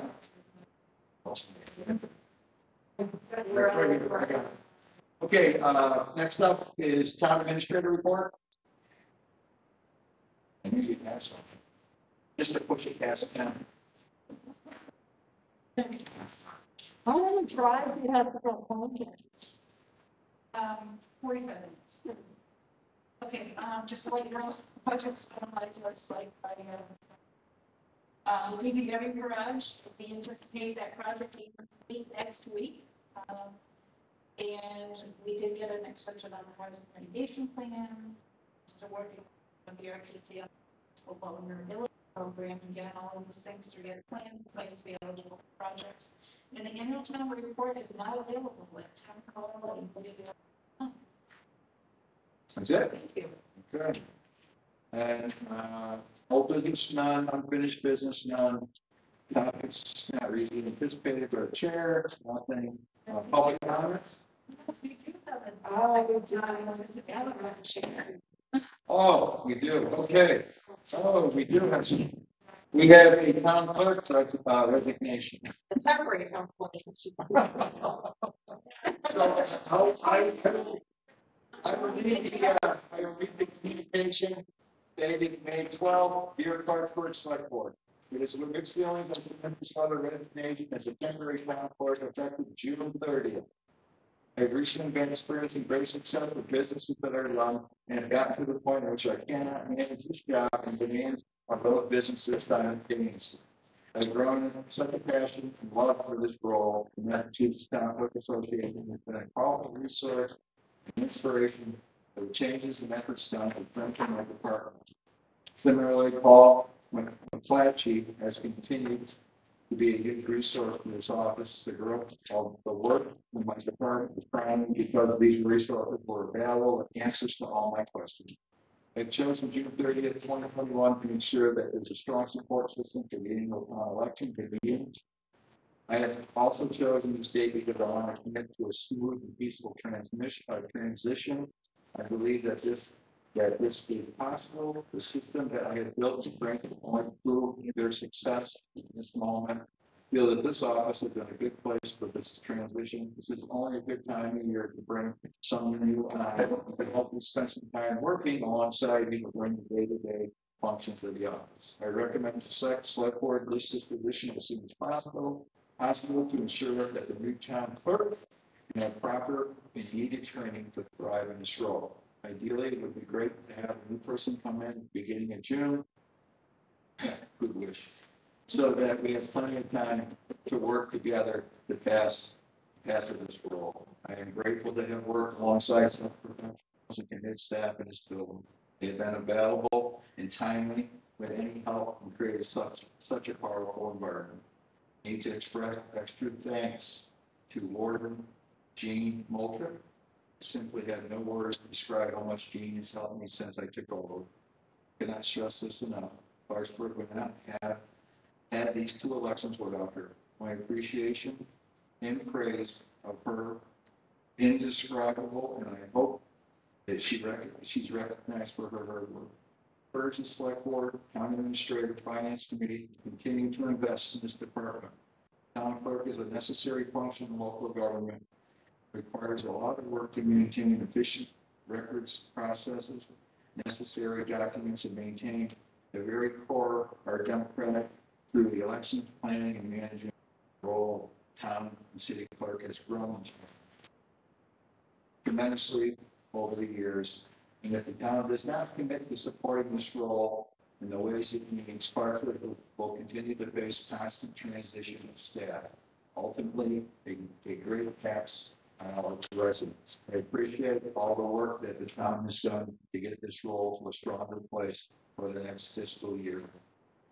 I thank you again for this opportunity. Appreciate all the help I received. Clarksburg is a great town to work in. And I look forward to becoming a resident one day. Sincerely, Jessica Sweeney. Never retire.